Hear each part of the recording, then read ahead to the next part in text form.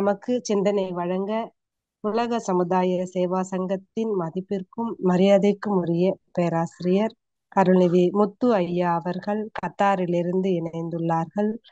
ஐயா அவர்களுக்கு பணிவான வணக்கங்களும் வாழ்க வளமுடன் வாழ்த்துக்களையும் தெரிவித்துக் கொள்கிறோம். ஐயா அவர்களின் சிந்தனை உரைக்கு செல்வதற்கு முன் ஐயா அவர்களை பற்றிய குறிப்புகளை அன்பர்களோடு பகிர்ந்து கொள்வதில் பெரும் மகிழ்ச்சி அடைகின்றோம். ஐயா அவர்கள் 2001ஆம் ஆண்டு முதல் கடந்த 20 வருடங்களுக்கும் மேலாக மனவளக்கலை பேராசிரியராக குருபிரானின் தத்துவங்களையும் பயிற்சிகளையும் அன்பர்களுக்கு பயிற்றுவித்து வருகிறார்கள். ஐயா அவர்கள் ஃபவுண்டர் ட்ரஸ்டியாக கத்தார் மனவளக்கலை மன்றத்தினை துவங்கி இன்று வரை சிறப்பாக தொண்டாற்றி வருகிறார்கள். குவைத் மற்றும் சவுதி அரேபியா மன்ற திட்ட அலுவலராக சேவை செய்து வருகிறார்கள். மேலும் ஐயா அவர்கள் இணையம் வாயிலாக 150க்கும் மேற்பட்ட சிந்தனை உரைகளை வழங்கியுள்ளார்கள். ஜோதிடம் மற்றும் இயற்கை மருத்துவ துறையில் பட்டம் பெற்றவர் ஆவார்கள். மகரிஷி அவர்களின் தத்துவங்களை மேலும் ஆழமாக உலக மக்களின் மனதில் பதிய வைக்கும் முறையில் சிறப்பான பயிற்சி முறைகளை அறிமுகப்படுத்திய பெருமைக்குரியவர்கள் ஆவார்கள். பொறுமைசாலி நான் மற்றும் மாதம் ஒரு மாற்றம் என்ற 2 சிறப்பு பயிற்சிகள் மூலமாக உலக மக்கள் அனைவரின் இல்லம் தேடி சென்று அவர்களை நல்வழிப்படுத்தி வரும் சிறப்பான வேதாத்திரிய தொண்டர். இனிமை எளிமை வாழ்வியலோடு ஒட்டிய உதாரணங்கள் இவையே ஐயா அவர்களின் சிந்தனை விருந்தின் சிறப்பாகும். ஐயா அவர்கள் இன்று நம்முடைய இணைந்திருப்பது நமக்கு பெருமையே. இன்று இத்தகைய சிறப்புகளை உடைய ஐயா அவர்களை சிந்தனை உரை வழங்குமாறு அன்போடு கேட்டுக்கொள்கிறோம். இன்று நமக்கு சிந்தனை உரை வழங்கும் சிந்தனை தலைப்பு 2 வகையில் ஆன்மீக முன்னேற்றம் என்ற தலைப்பில் சிறப்புரையாற்றுமாறு அன்பர்கள் அனைவரும் சார்பில் அன்போடு அழைத்தமர்கிறோம். வாழ்க வளமுடன் ஐயா. வாழ்க வையகம், வாழ்க வையகம், வாழ்க வளமுடன். குருவழியாய குணங்களில் நின்று கருவழியாய கணக்கை அறுக்க வருமொழி வளமாக அறிவு அறிந்து அன்பு வழி அருளும் குருவே அடி பணிக்கின்றேன். குரு வாழ்க, குருவே துணை. இணையத்தில் இணைந்துள்ள சகோதர சகோதரிகள் ஒவ்வொருவருக்கும் மற்றும் தொழில்நுட்பத்துறை நிர்வாகிகள் ஒருங்கிணைப்பாளர்கள் ஒவ்வொருவருக்கும் எனது பணிவான வணக்கங்கள்.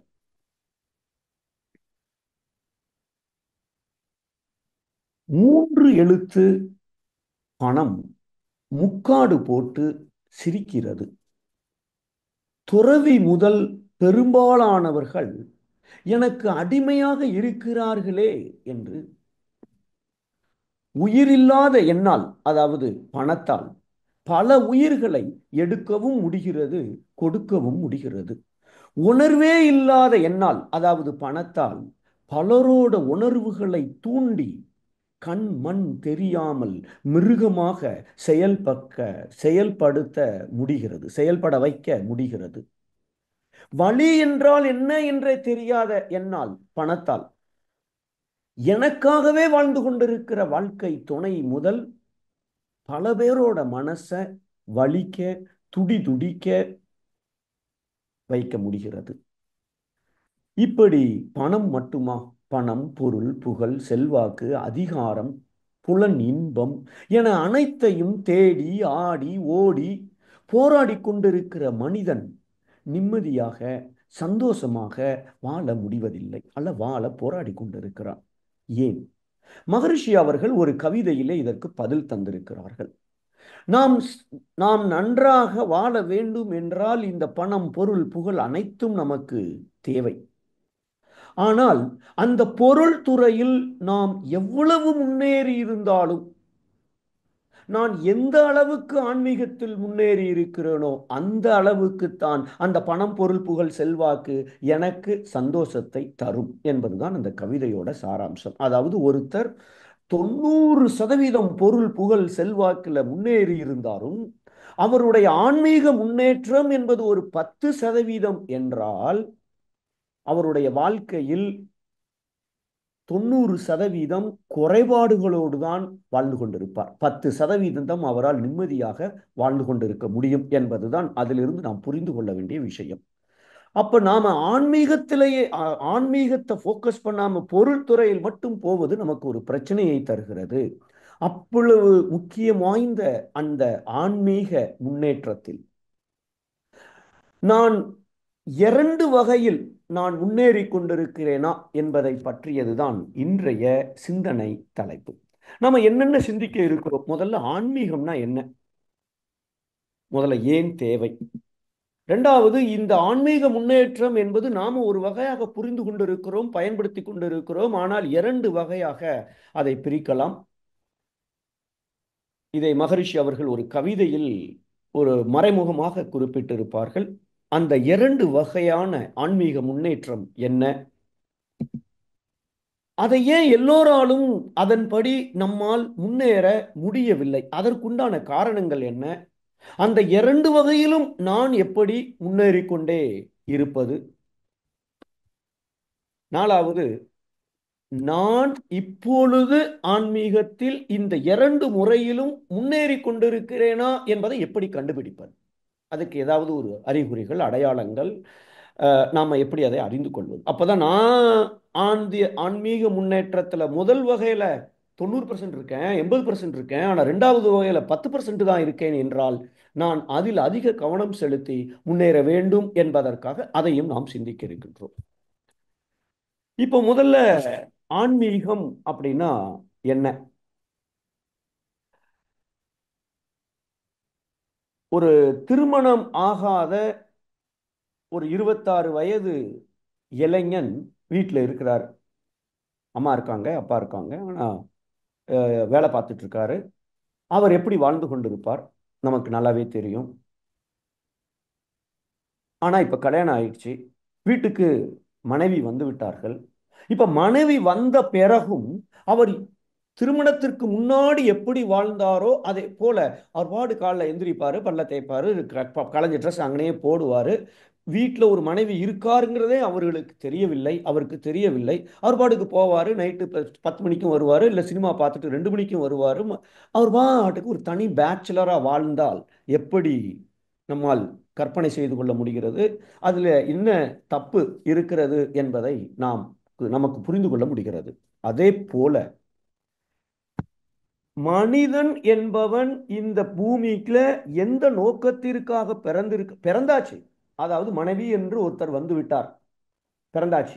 மனிதனாக மனிதனாக பிறந்த அந்த மனிதன் எதற்காக, நாம் இப்ப வீட்டுல ஒரு அம்மா வந்திருக்காங்களே எதுக்குங்கிறதே தெரியாமல், அதனுடைய அதனுடைய தேவையை மதிப்பை உணராமல் நாம வாழ்ந்துட்டா எவ்வளவு பெரிய தப்போ, அததான் அதை நமக்கு வழிகாட்டி உணர்த்துவதற்குரிய அந்த வழிமுறைகளை சொல்லுவதுதான் ஆன்மீகம். அதாவது அந்த 26 வயசு நபருக்கு ஒரு மனைவி, ஆனா நமக்குள்ள இருக்கிற இந்த ஆன்மாதான் இந்த உடலை வாடகைக்கு எடுத்து இந்த மனித பிறவி எடுத்திருக்கிறது என்றால், நமக்குள்ள ஆன்மான்னு ஒண்ணு இருக்க, எதற்காக அது இந்த உடலை எடுத்திருக்கிறது என்ற நோக்கத்தை புரிந்து கொண்டு, அந்த ஆன்மாக்கு என்னதான் வேணும், அதனுடைய மேன்மை என்ன, சிறப்பு என்ன என்பதை உணர்ந்து கொண்டு அதன் நோக்கத்தை நிறைவேற்றக்கூடிய வழிமுறையில் நான் வாழ ஆரம்பித்து விட்டால் நான் ஆன்மீக பாதையில் வாழ்ந்து கொண்டிருக்கிறேன் அப்படின்னு அர்த்தம். அதுதான் ஆன்மீகம் அப்படின்னு அர்த்தம். இதை ஒரு 2000 வருஷத்துக்கு முன்னாடி ரொம்ப சூப்பரா ஒரு கவிதையில குறிப்பிட்டிருக்கிறார்கள் சித்தர்கள். நந்தவனத்தில் ஒரு ஆண்டி, அவன் 4 6 மாதமாய் குயவனை வேண்டிய 10 மார், அதுக்கு அப்புறம்தான் குழந்தை பிறக்குது. கொண்டு வந்தான்னு ஒரு தோண்டி, உள்ள இருக்கிற ஒரு ஆன்மாதான் இந்த உடலை எடுத்துட்டு வந்திருக்கிறது. அதை போட்டு உடைச்சிட்டான். அது ஒரு வார்த்தை போடல, கூத்தாடின்னு. கூத்தாடி கூத்தாடி போட்டு உடைத்தாண்டி அப்படின்னு போட்டிருக்கார். அப்போ இவர்களுக்கு இந்த ஆன்மீகம் என்பது தெரியாமலேயே பாதி பேர் வாழ்க்கையை உடைத்துக் கொண்டிருக்கிறார்கள். துன்பம் மேல துன்பம் அல்லது இன்பம் கொஞ்சம் துன்பம் நிறைய அனுபவித்துக் கொண்டிருக்கிறார்கள். இதை தாண்டி ஆன்மாவை உணர்ந்து விட்டால் நாம் நினைத்ததை சாதித்து ஆனந்தமாக வாழ முடியும் என்பதை தெரியாமல் கொண்டு வந்த அந்த தோண்டியை உடைத்து விட்டார்கள் அப்படிங்கிறது தான் இந்த கவிதையோட சாராம்சம். தமிழ்ல ஒரு ஒரு பழமொழி உண்டு. ஒரு ஒரு ஒரு சொல் வழக்காடு உண்டு. ஒரு மனித பிறவி கிடைக்க கோடி பிறவிகள் எடுத்திருக்க வேண்டும். இப்ப நான் பிறந்திருக்கேன்னா எனக்கு முன்னாடி மனிதனாக நான் வந்து 1 கோடி பிறவி எடுத்திருக்கணும் அப்படின்னு அவர் சொல்றார். அப்போ ஒரு மனித பிறவி கிடைக்க கோடி பிறவிகள் தேவைப்படுகிறது. அந்த அப்படி பிறந்த அந்த மனிதர்களில் எத்தனை பேர் ஏன் பிறந்தோம், எப்படி வாழ்ந்தால் பிறவியின் நோக்கத்தை அடைந்து ஆனந்தமாக வாழ வழிகாட்டும் ஆன்மீக பாதை என்று ஒன்று உண்டு என்று தெரிந்தவர்கள் எத்தனை பேர்? இப்ப சில பேர், நிறைய பேர் ஆன்மீக பாதை தெரிந்திருக்கிறது, ஆனால் தகுதி வாய்ந்த குரு எத்தனை பேருக்கு கிடைத்திருக்கிறார்கள்? குரு கிடைத்தாலும் ஏற்றுக்கொள்வோர் எத்தனை பேர்? அதில் எத்தனை பேர் பின்பற்றி கொண்டிருக்கிறார்கள்? அதனாலதான் கூத்தாடி கூத்தாடி போட்டு உடைத்தாண்டி அப்படின்னு ரொம்ப டீசெண்டா நமக்கு வந்து புரிகிற மாதிரி ஒரு ஒரு மண்பானையை போட்டு உடைச்ச மாதிரி நாம இந்த வாழ்க்கையை உடைத்து கொண்டிருக்கிறோமோ அப்படிங்கிற ஒரு வேதனையில, ஒரு ஆதங்கத்துல, நமக்கு ஆன்மீகம் எவ்வளவு முக்கியமாக, ஆன்மீகம் மட்டும் இல்ல, ஆன்மீகத்தில் முன்னேற்றம் எவ்வளவு முக்கியம் என்பதை இந்த கவிதையிலே குறிப்பிட்டிருக்கிறார்கள். அப்போ அப்படியெல்லாம் இல்லை. நிறைய பேர் ஆன்மீக பாதையில் இருக்கிறார்கள். குரு நம்மளை மாதிரி ஒரு ஒரு ஒரு அற்புதமான ஒரு குருவும் கிடைத்திருக்கிறார்கள். குரு வழியிலும் வாழ்ந்து கொண்டிருக்கிறார்கள் அப்படின்னு நிறைய பேர் இருப்பாங்க. ஆனா சில பேர்கிட்ட நான் ஆன்மீக பாதையில் வாழ்ந்து கொண்டிருக்கிறேன் அப்படின்னு சொல்லும்போது, என்ன செய்றீங்க அப்படின்னு கேட்டா, வாரத்துக்கு 2 நாள் நான் கோயில் போறேன் சார். டெய்லி வீட்டில் 1/2 மணி நேரம் நான் பூஜை பண்றேன். பாருங்க, என் மொபைல் ஃபோன் ரிங்டோன் கூட சாமி பாட்டு தான் வச்சிருக்கிறேன்.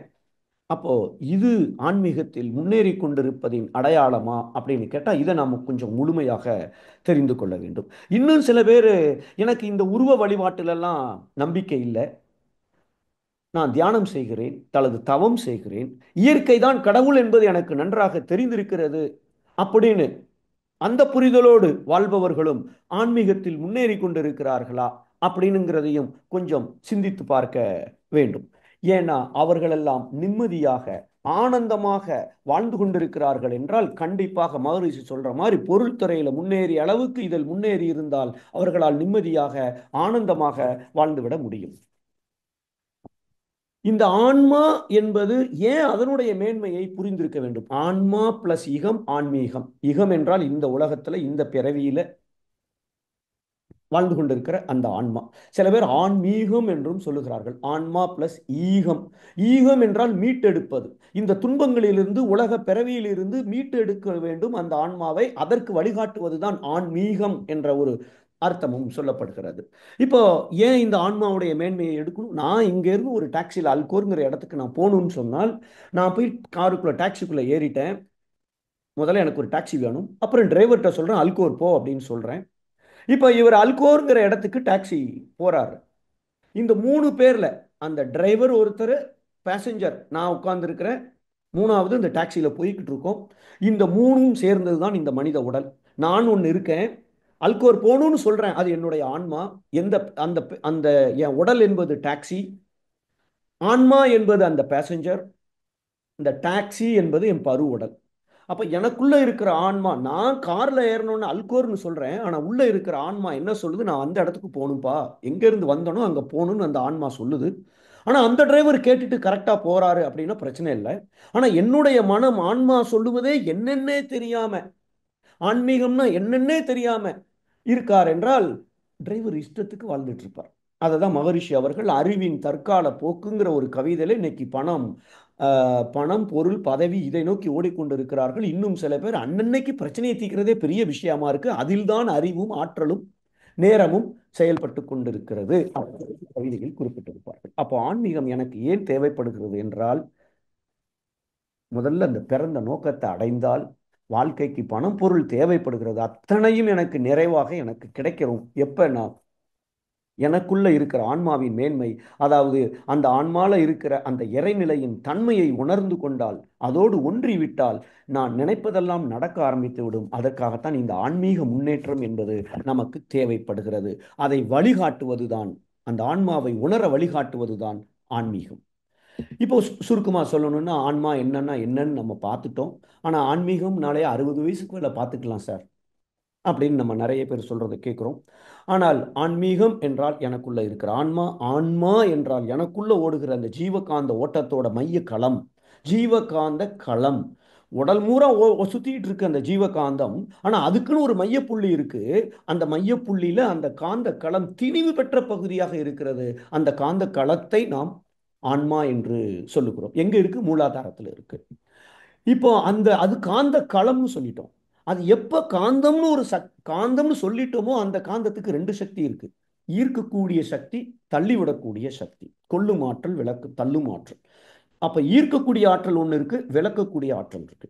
அப்ப என்னுடைய ஆன்மால நான் எப்படி அந்த காந்தத்தை அப்படி ப்ரோக்ராம் பண்ணி வச்சிருக்கிறோனோ, அதற்கு தகுந்த மாதிரி ஒருத்தருக்கு வேலை வேணும்னா வேலை வேணும்னு நினைக்கிறதுக்கு முன்னாடி ஒரு 4 நிறுவனம் கிடைக்கிறது ஒரு ரகம். அந்த ஆன்மா இருக்குது. நான் என்ன வேலையில எந்த மாதிரி பதவி, எந்த மாதிரி ஒரு பொசிஷன்ல நான் சேர்ந்தா நல்லா இருக்கும் நான் நினைக்கிறேனோ அது எனக்கு வருவது அப்படியும் ஈர்த்து கொள்ளலாம். இல்ல, என்கிட்ட விளக்கக்கூடிய சக்தி ஜாஸ்தியா இருந்தால், யாரோ ஒரு நண்பரே எனக்கு உதவி செய்து ஒரு நிறுவனத்துல இன்டர்வியூவே அரேஞ்ச் பண்ணியிருந்தாலும் என்னுடைய விளக்கும் ஆற்றல், தள்ளும் ஆற்றல், அந்த வேலை எனக்கு கிடைக்காம நல்ல விஷயங்களை எல்லாம் தடை போட்டு கொண்டே இருக்கும். எப்ப என்றால் என்னுடைய ஆன்மால விளக்கக்கூடிய ஆற்றல் நிறைய இருக்கும் என்றால். அப்போ அந்த ஆன்மாவுடைய மேன்மையை புரியாம அந்த ஆன்மாவை நான் தூய்மை செய்யாமல் வாழும் பொழுது வாழ்க்கையில சிக்கல் மேல சிக்கல், பிரச்சனை வரும். அதுக்காக அந்த சிக்கலை மட்டும்தான் பார்க்கணுமா? இல்ல. சிற்றறிவு கேட்டால் பேரறிவு கொடுக்கும் என்ற இயற்கை விதி, ஈர்ப்பு விதி. அப்போ அதையும் நான் செயல்படுத்தி எனக்கு என்ன தேவையோ அதை பெற்றுக்கொண்டு ஆனந்தமாக வாழ முடியும். குறிப்பாக வாழ்க்கைங்கிற பயணம் இனிமையாக இருக்க வேண்டும் என்றால் பொருள், புகழ், செல்வாக்கு அத்தனையும் எனக்கு தேவை. அத்தனையும் நம்மால் அடைய முடியும். அது மட்டுமல்ல, எப்பொழுதும் ஆனந்தமாக நம்மால் வாழ முடியும். இத்தனைக்கும் நமக்கு ஆன்மீகம் தேவைப்படுகிறது. இதைத்தான் நம்ம முதல்ல சொன்னோம். ஆன்மீக துறையிலே முன்னேறும் அளவிற்கு அமைதியும் இன்பமும் உண்டாகும். மனிதனுக்கு அந்த அரசியல், பொருள் துறையில மட்டும் முன்னேறி கொண்டு இருக்கிறோம் என்றால் அந்த அளவுக்கு அதுல நிம்மதி கிடைக்காது என்பது அந்த சொன்ன கருத்தோட கவிதை தான் இது. ஆன்மீக வளர்ச்சி, ஆன்மீக முன்னேற்றம் என்பது நமக்கு அவசியம், தேவை அப்படிங்கிறத இதுல தெளிவாக மகர்ஷி அவர்கள் குறிப்பிட்டு இருக்கிறார்கள். இது நம்ம ஏற்கனவே ஆன்மீகம் ஏன் தேவை அப்படிங்கிறதுக்கு இன்னொரு கவிதை. ஆன்மீக துறை என்ற அகலவழி பாதையில், அது ஒரு சின்ன குறுக்கு சந்துலாம் இல்லை, பெரிய பாதை.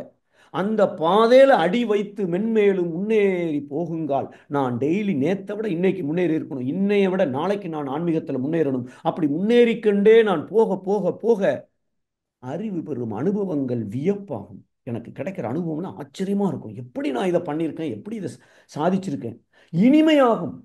ஆன்ம ஒளி சுடர் விட்டு அப்ப என்கிட்ட இருந்து உள்ள இருக்கிற அந்த ஆன்மா ஒரு ஒளி விளக்காக இருக்கிறது.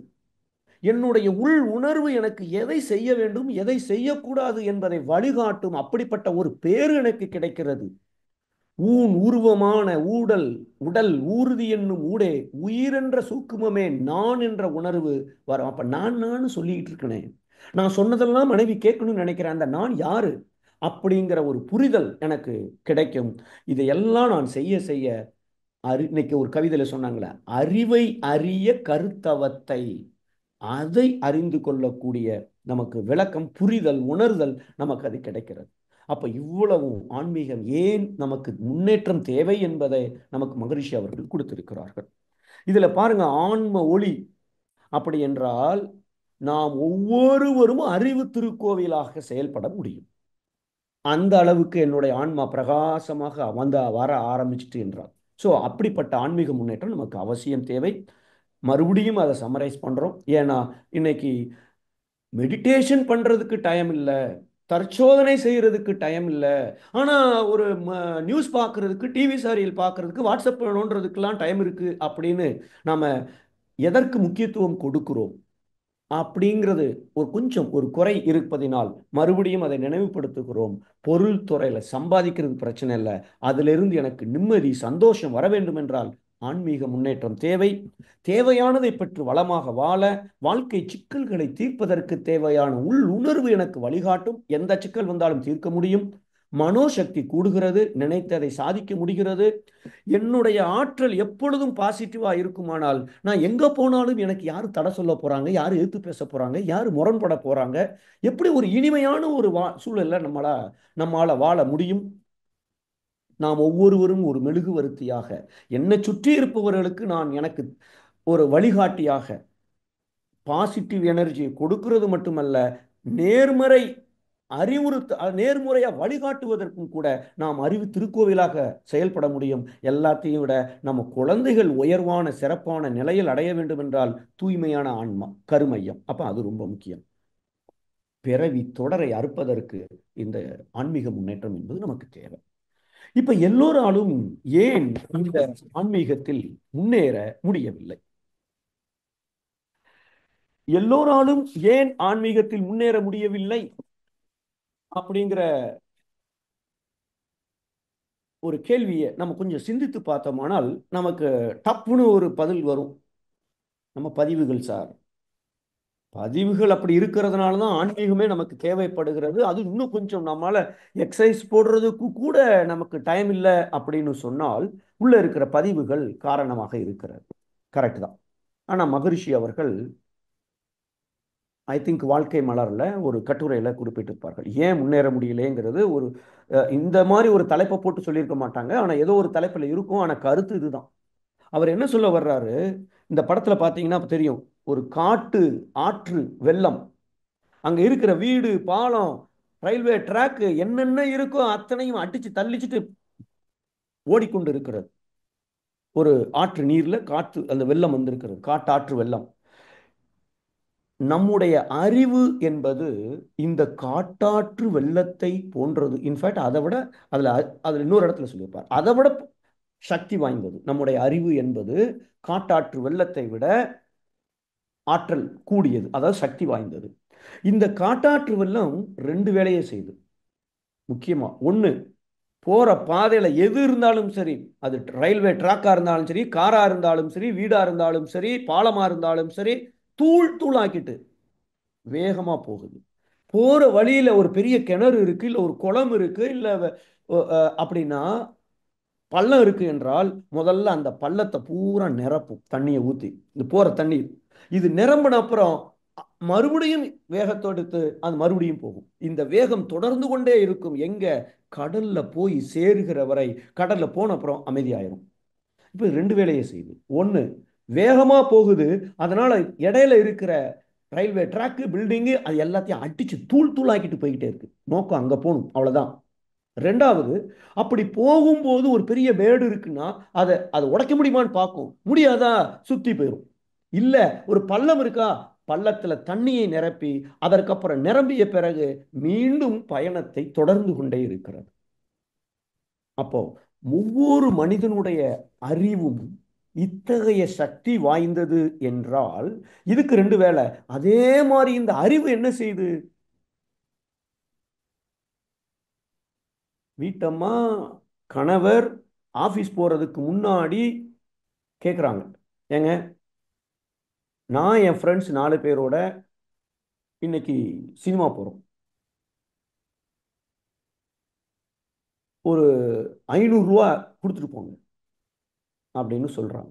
அந்த அம்மா பர்ஸை அவர் பர்ஸை பார்க்குறாரு. பர்ஸில், ஏம்மா 500 ரூபா பணம் இல்லை, பர்ஸை பார்த்துட்டு பணம் இல்லை அப்படின்னு சொல்றாரு. அந்த அம்மா உடனே அங்கிருந்து, நீங்க மிந்தானத்து உங்க ஃப்ரெண்டோட போய் 1300 ரூபா செலவழிச்சுட்டு வந்தீங்க, நான் ஏதாவது கேட்டேன்னா? நான் 500 ரூபா கேட்கும்போது இதுதான் எங்க அப்பா திருப்பி திருப்பி சொன்னாங்க, நல்லா படி, வேலைக்கு போ, வேலைக்கு போ, என் காலில் நின்னா நான் உங்கள்கிட்ட பிச்சை எடுக்க வேண்டியது இருக்குமா, கச்சா புச்சான்னு அவங்க திட்ட ஆரம்பிச்சிட்டாங்க. ஒரு 500 ரூபா நீங்க கொடுக்க மாட்டீங்க, நான் என் ஃப்ரெண்டோட போனா ஒரு ஒரு டீ குடிக்க முடியாது, எப்படிங்க நான் உட்காந்து சும்மா பார்த்துட்டு வர முடியும் அப்படின்னு ஒரு 5 நிமிஷத்துக்கு அந்த அம்மா காட்டாத்து வெள்ளம் போல அடிச்சு பின்னிட்டு இருக்காங்க. இடையில இது இப்ப இவர் சொல்றாரு, கொஞ்சம் முடிச்சு, கொஞ்சம் வெயிட் பண்ணு, நான் என்ன சொல்ல வரேன்னு நீ கவனிக்கல, அதுக்கு முன்னாடி நீ பாட்டுக்கு கத்த ஆரம்பிச்சிட்ட. நான் என்ன சொல்ல வந்தேன், என்கிட்ட 500 ரூபா இல்ல, ஆனா என் காடை தாரேன், அதுல 2000 ரூபா இருக்கு, நீ 1000 ரூபா செலவழிச்சுக்கன்னு காடை கொடுக்கறதுக்கு நான் சொல்ல வர்றதுக்கு முன்னாடி இப்படி பாஞ்சிட்டியே. இதைத்தான் அறிவு செய்கிறது. அறிவு என்ன செய்யுது?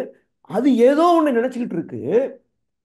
இடையில வர்ற யாரு என்ன பண்ணினாலும் சரி, அடி தூள் கிளப்பி தூள் தூளாக்கிட்டு பிச்சுட்டு போற மாதிரி அறிவு பல நேரங்களில் செயல்பட்டு கொண்டிருக்கிறது. இதை திசை திருப்ப வேண்டும். இதற்கு ஆன்மீகத்தில் முன்னேற வேண்டும். இது முதல் விஷயம். ரெண்டாவது ஒண்ணு பார்த்தோம், அதே காட்டாற்று வெள்ளம் பள்ளம் இருந்தா நிரம்புது, மேடு இருந்தா உடைக்க பாக்கு, இல்ல சுத்தி போகுது. அதே போல நம்முடைய அறிவு, நம்முடைய வாழ்க்கை இனிமையாக இருக்க வேண்டும் என்றால் அதுக்கு பணம் வேணும், பொருள் வேணும், மேட்சா ட்ரெஸ் பண்ணணும், டேஸ்டா சாப்பாடு சாப்பிடணும், நல்ல அதிகாரம் இருக்கணும், நல்ல அழகா வீடு இருக்கணும். இத்தனையும் ஆசைப்படுகிறது. அந்த ஒவ்வொரு ஆசையும் ஒவ்வொரு பள்ளம். இந்த காட்டாற்று வெள்ளம் பள்ளத்தை நிரம்பிய பிறகுதான் அடுத்தாப்புல மூவ் ஆகுது, போகுது. ஆனா மனுஷனுக்கு என்ன சிக்கலாயிருது? நம்முடைய அறிவு, பணம் தேவை, பணம் தேவை என்பதற்காக ஒரு வேலைக்கு போறோம், அதுல வந்து குழிக்குள்ள விழுறோம். ஆனா வீட்டுல 25 சேலை இருந்தாலும் ஒரு நல்ல சேலையை பார்த்தோன்னே இது நல்லா இருக்க, அந்த சேலையை விட, இல்ல ஒரு நெக்லஸ் வாங்குறோம், இல்ல ஒரு மொபைல் போன் வச்சிருக்கிறோம், அது இந்த பிராண்ட்ல இருந்தா நல்லா இருக்கும், இந்த ஷூ போட்டா நல்லா இருக்கும், இந்த மாதிரி வீடு இருந்தா நல்லா இருக்கும், இந்த பதவி கிடைச்சா நல்லா இருக்கும், இப்படி ஒருத்தர் நமக்கு புகழ் கிடைச்சா நல்லா இருக்கும். அந்த ஒவ்வொரு பள்ளத்திலையும் ஆத்து தண்ணீர் நிரம்பி பயணத்தை தொடர்கிறது வந்த நோக்கத்தை நிறைவேற்ற. ஆனால் நம்முடைய அறிவு எப்ப இந்த பொருள் புகழ் செல்வாக்குங்கிற பள்ளத்துக்குள்ள விழுகிறதோ அங்கே திருப்தி என்பது கிடைப்பதில்லை. திருப்தி கிடைக்காததினால் ஆன்மீக முன்னேற்றத்தில் முன்னேற முடியாமல் மக்கள் சிக்கல்ல மாட்டிக்கொண்டு இருக்கிறார்கள். இதுதான் மகரிஷி சொல்லுகிற. சரி, முன்னேறதான் முடியல, அட்லீஸ்ட் நிம்மதியாவது வாழ முடியுமா?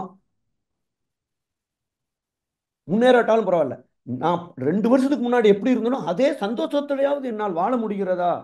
இன்னைக்கு இருக்கிற டெக்னாலஜி காம்படிஷன். ஒரு அம்மா போறாங்க கடைக்கு, கடைக்கு போயிட்டு, ஏங்க இவன் இவன் என்னத்தெல்லாமோ கண்டுபிடிச்சிட்டு இருக்கான், கொஞ்சம் நல்லா யோசிச்சு பார்த்து கடையை தேடி எனக்கு ஒரு குக்கர் கொடுங்க. குக்கர் தானம்மா என்கிட்ட இருக்குமா, 10 மாடல் இருக்கு, உனக்கு என்ன மாடல், நான் கேட்குற மாடலை கொடுங்க, என்ன மாடல் வேணும்?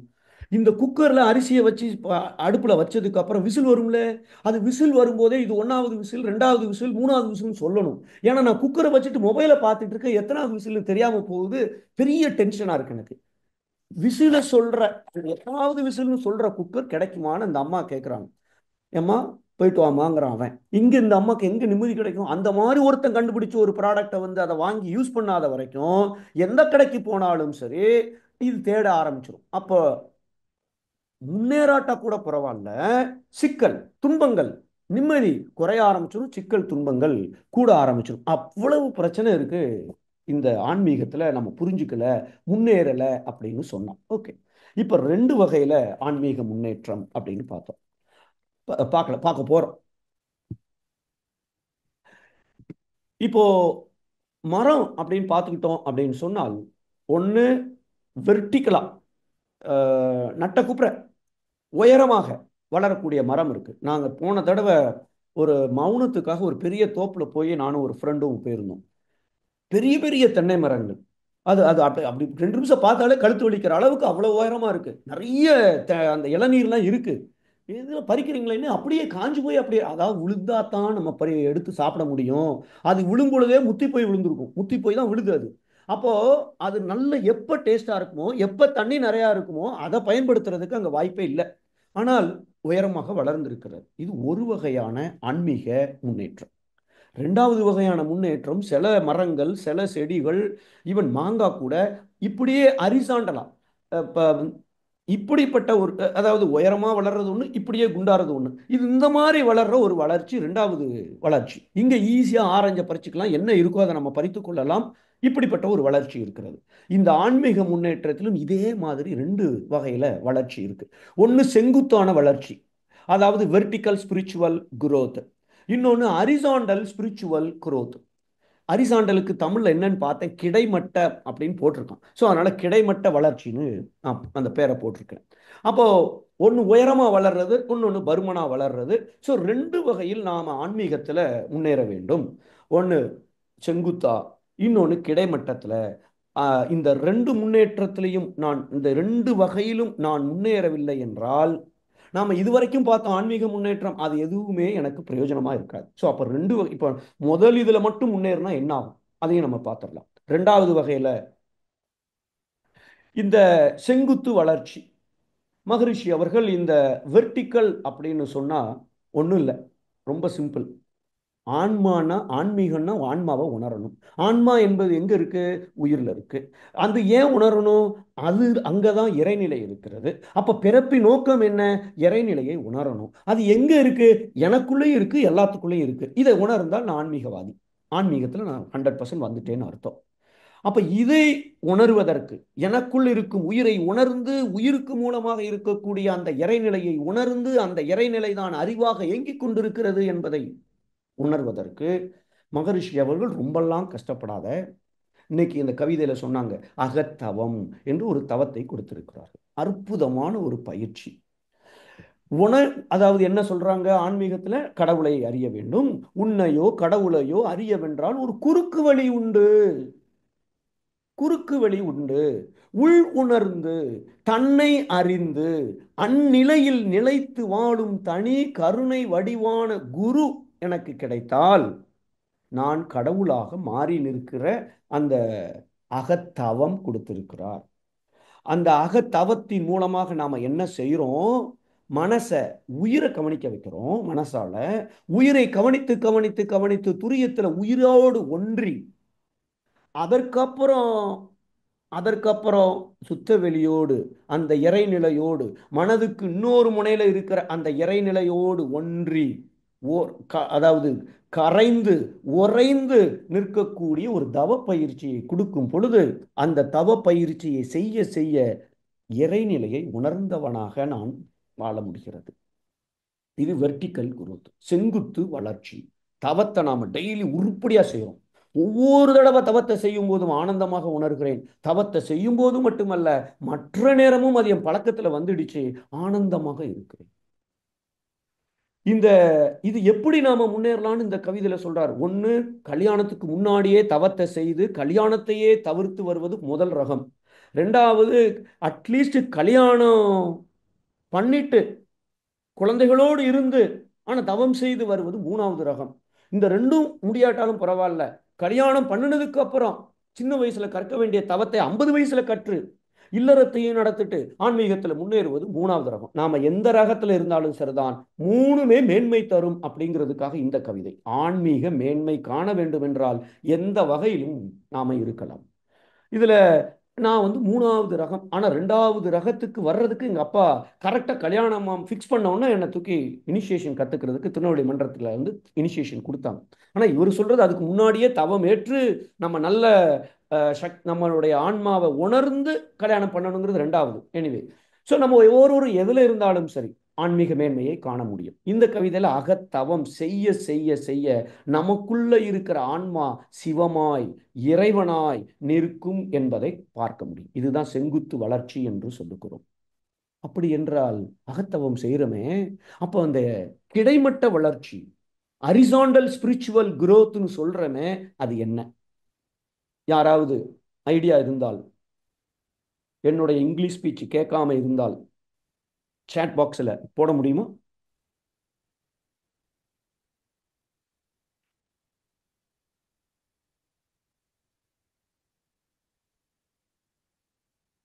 என்னவா இருக்கும்னு நினைக்கிறீங்க?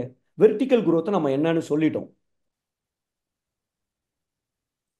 ஓகே, நான் நினைக்கிறேன் டைம் இல்லாததுனால, look after family also. Super. Not sure. Okay okay, no issue. எனக்கு நேரம் இல்லாததுனால நான் கொஞ்சம் குயிக்காக போகிறேன். No problem. நீங்கள் எனக்கு எடுக்கணும்னு அவசியம் இல்லை. We will proceed. இப்போ இந்த செங்குத்து வளர்ச்சியில் ஒருத்தர் இருக்காருன்னு வச்சுக்குமே. பல நான் வந்து மக்கள் டிவியில் ஒரு நிகழ்ச்சி பார்த்தேன். ஒரு இதே மாதிரி ஒருத்தர் வெறும் கோமண துணி மட்டும் தான் கட்டியிருக்கார். ஒரு பாறையில் இருக்கார். அங்கே தான் தூங்குறார், அங்கே தான் படுக்கிறார், எல்லாம் அங்கே தான் இருக்கிற, அங்கே தான் இருக்கார். இந்த டிவிக்காரங்க இவருக்கு உண்மையிலேயே இறைநிலை உணர்ந்தவர் தானான்னு கண்டுபிடிக்கிறதுக்கு போய் கேள்வி கேட்குறாங்க. அவங்க வந்து, நீ ஆமாப்பா, எனக்கு எல்லாம் நான் ஆனந்தமாக இருக்கேன். அவர் இறைநிலையை உணர்ந்துட்டார், ஆனந்தமாக இருக்கார். அவர் எதுவுமே இதெல்லாம் ஒன்றுமே இல்லைன்னு சொல்லிட்டு இருக்கார். ஆனால் கையில் ஒரு சுருட்டு மட்டும் ஏதோ ஒன்று புகைச்சிட்டு இருக்கார். இவங்க போய் கேட்டோன்னே, நீங்கள் இறைநிலையை உணர்ந்துட்டீங்களா, நாங்கள் எப்படி நம்புறதுன்னு கேட்குறாங்க. ஸோ உனக்கு என்ன வேணும் சொல்லு. அப்போ இவர் சொல்கிறார். அப்புறம் அந்த டிவிக்காரங்க என்ன செட்டப் பண்ணிட்டு என்ன செய்கிறாங்கன்னா, நான் ஒரு ஃபோட்டோவை காமிப்பேன், அந்த அம்மா இப்போ என்ன செய்துட்டு இருக்கு, எந்த இடத்துல இருக்கு அப்படிங்கிறத நீங்கள் சொல்ல முடியுமான்னு கேட்க கொடு, நாளைக்கு வர்றோன்னு போயிட்டாங்க. இவங்க அவரு அந்த அந்த அந்த செங்குத்து வளர்ச்சி அந்த இறைநிலை உணர்ந்தவர்கிட்ட மறுநாள் போறாங்க. அவர் இருக்கிற இடத்துல இருந்து ஒரு 300 கிலோமீட்டர் தள்ளி ஒரு ஊர்ல ஒரு வீட்டை கண்டு, அவங்க யாருன்னு தெரியாது, ஒரு அம்மா. அந்த வீடை நமக்கு டிவியில 2 ஸ்கிரீனா காமிக்கிறாங்க. ஒன்னு இவர்கிட்ட லைவா, அங்க வீட்டையும் லைவா காமிக்கிறாங்க. ரெண்டும் லைவா நடக்குது அந்த ப்ரோக்ராம்ல.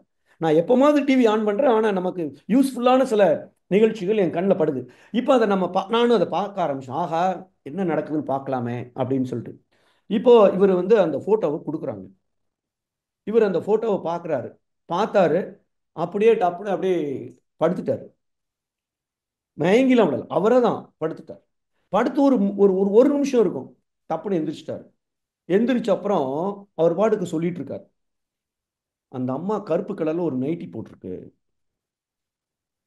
ப்ளூ கலர்ல ஒரு சோஃபால உட்கார்ந்துருக்கு, இந்த வீட்டு வாசல்ல இந்த மாதிரி ஒரு போர்டு இருக்கு, இந்த தெருல இருந்து நேர போனா வலது பக்கம் அந்த கார்னர்ல ஒரு கோவில் இருக்கு, இவன் டிவி காரன் ஓடுதான் கரெக்டான்னு பாக்குறதுக்கு கரெக்டா அங்க இருக்கு, சோஃபா ப்ளூ கலர்ல இருக்கு, அந்த அம்மா பிளாக் கலர் நைட்டி போட்டு உட்கார்ந்து இருக்கு. இப்ப இவர் சொல்றாரு, இப்ப இந்த அம்மா டிவி ரிமோட்டை தேட போறாங்க. அந்த அம்மா எந்திரிக்கு பேரலாம் லைவா காமிக்கிறான். அந்த அம்மா ரிமோட்டை தேடுது.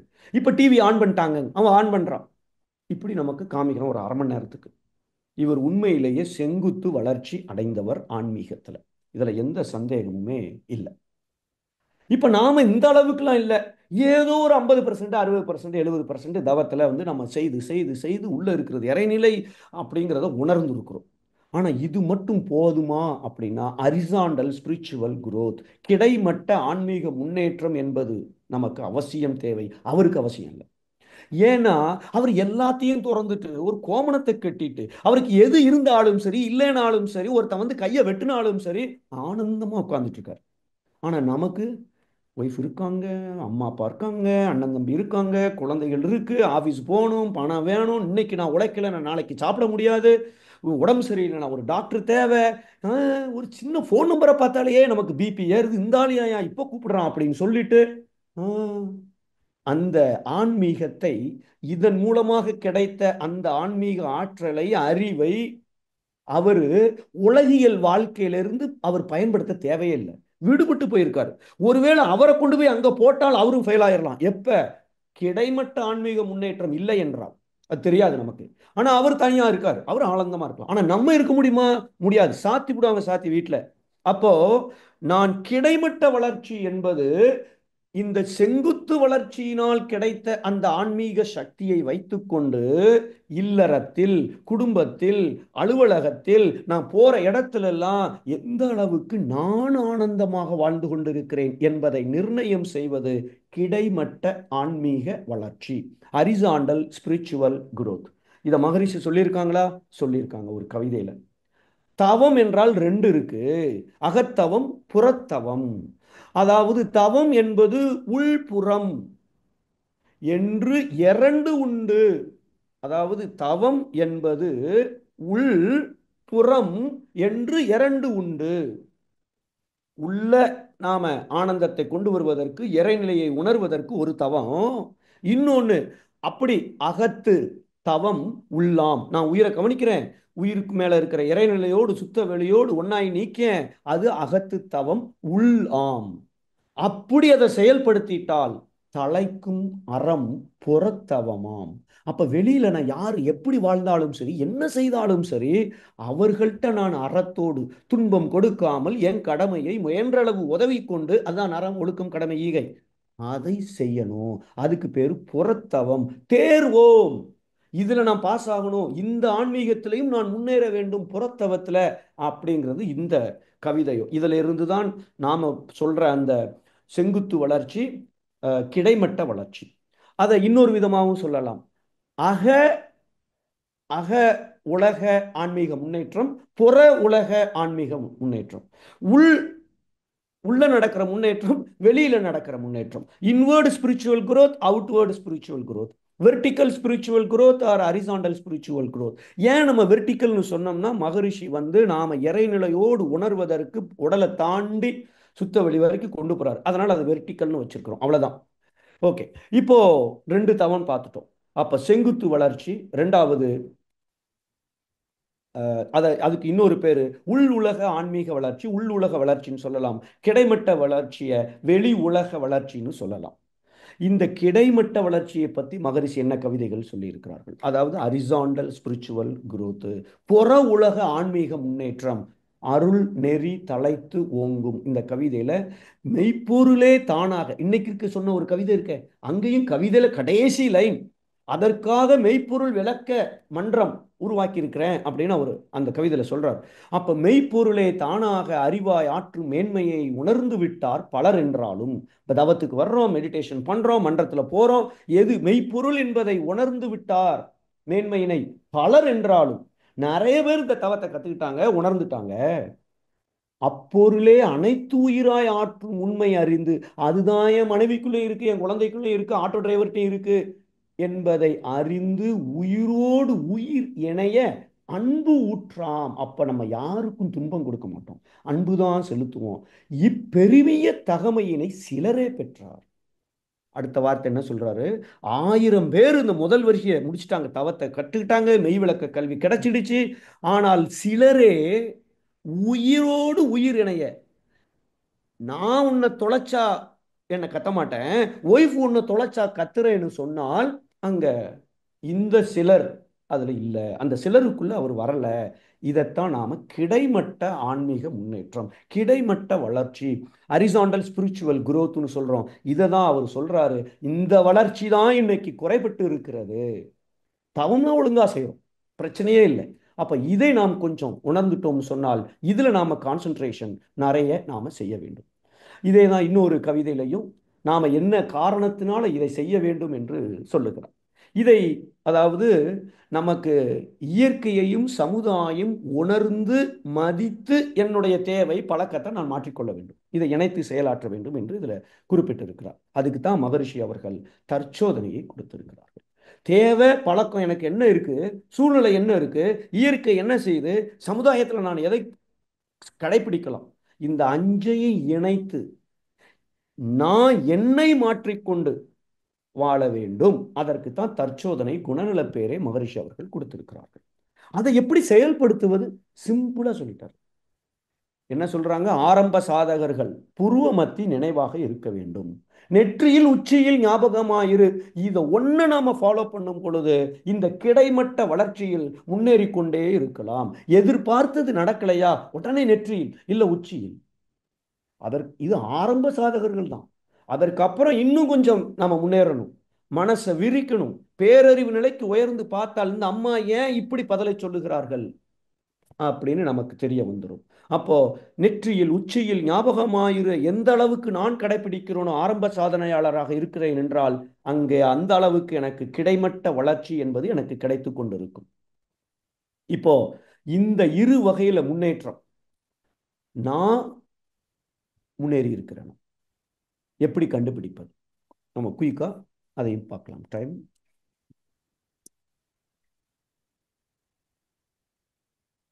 ஓகே. இப்ப செங்குத்து வளர்ச்சி, இதையும் நான் சொல்லல, மகரிஷி அவர்கள் வாழ்க்கை மலர்கள்ல ஒரு இடத்துல கொடுத்திருக்கிறார்கள். இந்த இந்த ஆன்மீக முன்னேற்றத்தை நான் ஒழுங்கா கடைப்பிடிச்சிட்டு இருக்கேனா அப்படிங்கிறதுக்கு மகரிஷி அவர்கள் கொடுத்திருக்கிறத தான் நான் இங்க லிஸ்ட் பண்றேன். ஆனா அது எந்த தலைப்புல இருக்குன்னு எனக்கு இப்ப ஞாபகம் இல்லை. எனிவே, முதல்ல அகத்தவத்தை நான் ஒழுங்கா செய்கிறேன் என்றால், செங்குத்தாக நான் வளர்ந்து கொண்டிருக்கிறேன் என்றால், ஆன்மீகத்துல இந்த உயிரோட மதிப்பு எனக்கு தெரிகிறதா? பழத்துல தொழில் முக்கியம்னு நினைக்கிறேனா, உள்ள இருக்கிற பழம் முக்கியம்னு நினைக்கிறேனா? உள்ள இருக்கிற பழம் தான் முக்கியம்னா எனக்கு மேட்சா ட்ரெஸ் இல்லாலும் கவலைப்பட மாட்டேன், நான் கேட்கிற பிராண்டில் இருக்கிற ஷூ இருந்தாலும் கவலைப்பட மாட்டேன், நான் நினைக்கிற மாதிரி தோசை வரலைனாலும் நான் அசர மாட்டேன், எனக்கு சந்தோஷம் கெட்டு போகாது. அந்த புலன் கவர்ச்சி பொருள் கவர்ச்சி. அப்ப நான் உயிரை உணர்ந்து, மகரிஷி அவர்கள் மன்றத்துக்கு வந்த உடனேயே ஆக்னை தீட்சை கொடுக்கிறார்கள், அந்த ஆக்னை தீட்சையில் உயிரை உணர வைக்கிறார்கள். அப்ப இந்த உயிர் தான் இம்பார்ட்டன்ட்ங்கிறது நான் உண்மையிலேயே அகத்தவம் செய்கிறேன் என்றால் உயிருக்கு என்ன தேவை அதுதானே முக்கியம். இந்த உடலுக்கு தேவையா முக்கியம்? தோசை இப்படித்தான் இருக்கணும்னு எவன் சொன்னான்? சத்தான உணவாக இருக்கிறதா, என் பசி தீருமா, இவ்வளவுதானே நான் பார்க்கணும். அதை விட்டுட்டு தோசை இப்படி இல்லையே, இந்த ஓரத்துலலாம் இப்படி கருகி போயிருக்க, உனக்கு தோசை கூட ஒழுங்கா விட தெரியாதா? அந்த அம்மா அங்க இருந்து கல்லு பிரச்சனை. இப்போ நாம எதில் கவனம் செலுத்தி கொண்டிருக்கிறோம்? நான் செங்குத்தாக வளர்கிறேன் என்றாலும் புலன் கவர்ச்சி பொருள் கவர்ச்சி மக்கள் கவர்ச்சி இதுல எனக்கு இருக்கக்கூடாது. அது மட்டுமல்ல, மகரிஷி அவர்கள் இன்னொன்னு சொல்றாங்க, உயிரை உணர்ந்துட்டேன்னா இந்த உயிர் இருக்கிற இந்த உடலை நான் கோவிலாக, இறைவன் இறைவன் தங்கி இருக்கிற ஆலயமாக நான் கருதி இந்த உடலை பேணிக் கொண்டிருக்கிறேனா, ஐந்தில் அளவு முறையை கடைபிடிக்கிறேனா, உடற்பயிற்சி செய்கிறேனா, உயிருக்கு உண்டான அந்த காயக்கல்ப பயிற்சியை செய்கிறேனா, அது மட்டுமல்ல, இந்த உயிர் உற்பத்தியாகிற இந்த ஜீவகாந்தத்தின் மதிப்பை உணர்ந்திருக்கிறேனா, இந்த ஜீவகாந்தம் தான் எனக்கு அமைதி, இன்பம், துன்பம், ஆனந்தம், பேரின்பம்ங்கிற 4 உணர்வுகளாக வருகிறதே, இந்த 4 உணர்வின் மூலமாக என்னுடைய ஜீவகாந்தம் தினசரி விரயமாகி கொண்டிருக்கிறதே, அதை நான் பத்திரமாக செலவு செய்கிறேன் பாதுகாப்பாக. இல்ல நான் பாட்டுக்கு காட்டு கத்து கத்தி கோபப்பட்டு என்னுடைய காந்தத்தெல்லாம் விரயம் செய்துட்டு இருக்கேன். எல்லாத்துக்கும் மேல இந்த ஜீவகாந்தம் வான்காந்தம் இணைந்து இந்த ஒட்டுமொத்த உலகத்தை இயக்கி கொண்டிருக்கிறது. அந்த செயல் விளைவு தத்துவத்தின்படி கூறுதலறம்படி அதை நான் உணர்ந்து கொண்டிருக்கிறேன். பேரறிவு நிலைக்கு என்னுடைய அறிவை மேம்படுத்தி கொண்டே இருக்கிறேன். இல்ல திடீர்னு மிருகம் மாதிரி பிஹேவ் பண்றேன். நார்மலா மனிதன் மாதிரி இருப்பேன், திடீர்னு மிருகமாயிருவேன் அப்படிங்கிறத விட்டுட்டு அந்த மாமனிதனாக, தெய்வமாக, தெய்வீக தன்மையோடு என்னுடைய எண்ணம், சொல், செயல் இருக்கிறது. இந்த 6 விஷயங்களும் நான் செங்குத்தாக வளர்ச்சி அடைந்திருக்கிறேன். ஆக்சுவலா நீங்க ஐ திங்க் ஆன்மீக இனிமைன்னு ஒரு தலைப்புல மகரிஷி அவர்கள் இதை கொடுத்திருக்கார்கள் நினைக்கிறேன். அதுல 5 பாயிண்ட் கொடுத்திருப்பாங்க. நான் அந்த 2வது பாயிண்ட்டை நான் சேர்த்திருக்கிறேன். அதுவும் கண்டிப்பாக அவசியம், தேவை என்பதனால். ஸோ இது செங்குத்து வளர்ச்சி. கிடைமட்ட வளர்ச்சி நான் முன்னேறிட்டு இருக்கேன் எப்படி கண்டுபிடிப்பது? சிம்பிளா 4 விஷயம். முதல்ல, நான் அரிசாண்டலா இந்த இடத்துல நான் புற உலகில் ஆன்மீகத்தில் முன்னேறி கொண்டிருக்கிறேன் என்றால் இனி பழி புரியேன் என்பதை சபதமாக எடுத்து நான் செயல்படுத்தி கொண்டிருக்கிறேன். காலையிலிருந்து நைட்டு வரைக்கும் யாருக்காவது துன்பம் கொடுத்தேனா? இதைத்தானே மகரிஷி அவர்கள் முதல் ஒழுக்க பண்பாடா கொடுத்திருக்கிறார்கள். அப்ப நான் நினைக்கிற எண்ணம், சொல், செயல் எனக்கோ பிறருக்கோ தற்பொழுதோ எதிர்காலத்திலோ உடலளவிலோ மனதளவிலோ துன்பம் தராமல் இருக்கிறதா? அது நான் நேற்று காலையிலேருந்து நைட்டு வரைக்கும் அம்மா அவங்க ஒரு ஃபோன் பண்ணாங்க. அவர்கிட்ட கொஞ்சம் மா கத்தலாம் இல்லை, சத்தம்லாம் போடலை. ஆனாலும் அவர்கள் சொன்ன கருத்தை முரண்பட்டு அவர்கள் மனம் கொஞ்சம் கஷ்டப்படுகிற அளவுக்கு ஒரு வார்த்தையை பயன்படுத்திட்டேன். சிக்கல். அப்போ இதை நான் செய்கிறேன் என்றால் கிடைமட்ட லெவல்ல நான் ஆன்மீகத்தில் முன்னேறி கொண்டிருக்கிறேன். இதைத்தான் புற உலக ஆன்மீக வளர்ச்சி, வெளிப்புற ஆன்மீக வளர்ச்சி, ஹரிசாண்டல் ஸ்பிரிச்சுவல் குரோத்னு சொல்றோம். இனி பழி புரியேன். 2வது வார்த்தை, புரிந்தவை களைந்தேன். ஏற்கனவே ஏகப்பட்ட பாவத்தை பண்ணியாச்சுன்னா, இல்லை எங்க அப்பா அம்மா ஏகப்பட்ட பேர் அவ்வளவு என்கிட்ட தான் இருக்கு. அப்ப அதை நான் களைகிற அளவிலே என்ன செய்து கொண்டிருக்கிறேன்? கொண்டு வந்த பாவத்தை தொண்டு செய்து போக்குவதை விட சிறந்த வழி எதுவுமே கிடையாது. நான் என்னத்தை வேணாலும் தவம் செய்யலாம், எதை வேணாலும் செய்யலாம். ஆனா இதை விட ஒரு சிறந்த வழி கிடையவே கிடையாது. அப்போ அதைத்தான் மகரிஷி அவர்கள் 2வது ஒழுக்க பண்பாடாக, துன்பப்படுவோருக்கு என்னால் இயன்ற உதவியை செய்யும் பொழுது அங்கே நான் ஏற்கனவே செய்த பாவத்தின் வீரியம் குறைய ஆரம்பித்து விடுகிறது. புரிந்தவை களைந்தேன். அப்போ இந்த 2ஐயும் நான் எந்த அளவுக்கு செயல்படுத்துகிறனோ அந்த அளவுக்கு இந்த 2வது வகையான ஆன்மீக முன்னேற்றத்தில் நான் முன்னேறி கொண்டிருக்கிறேன் அர்த்தம். ஆனா இதை செயல்படுத்தணும்னா அடுத்த 2 ஃபாலோ பண்ணணும். ஞாபகம் வச்சுக்கணும். எல்லாம் இறைநிலை என்பதை உணர்ந்தேன். எனக்குள்ள இருக்கிறது மட்டுமல்ல, மற்றவங்களுக்குள்ள இருக்கிறதும் இறைநிலை என்பதை உணர்ந்தேன்.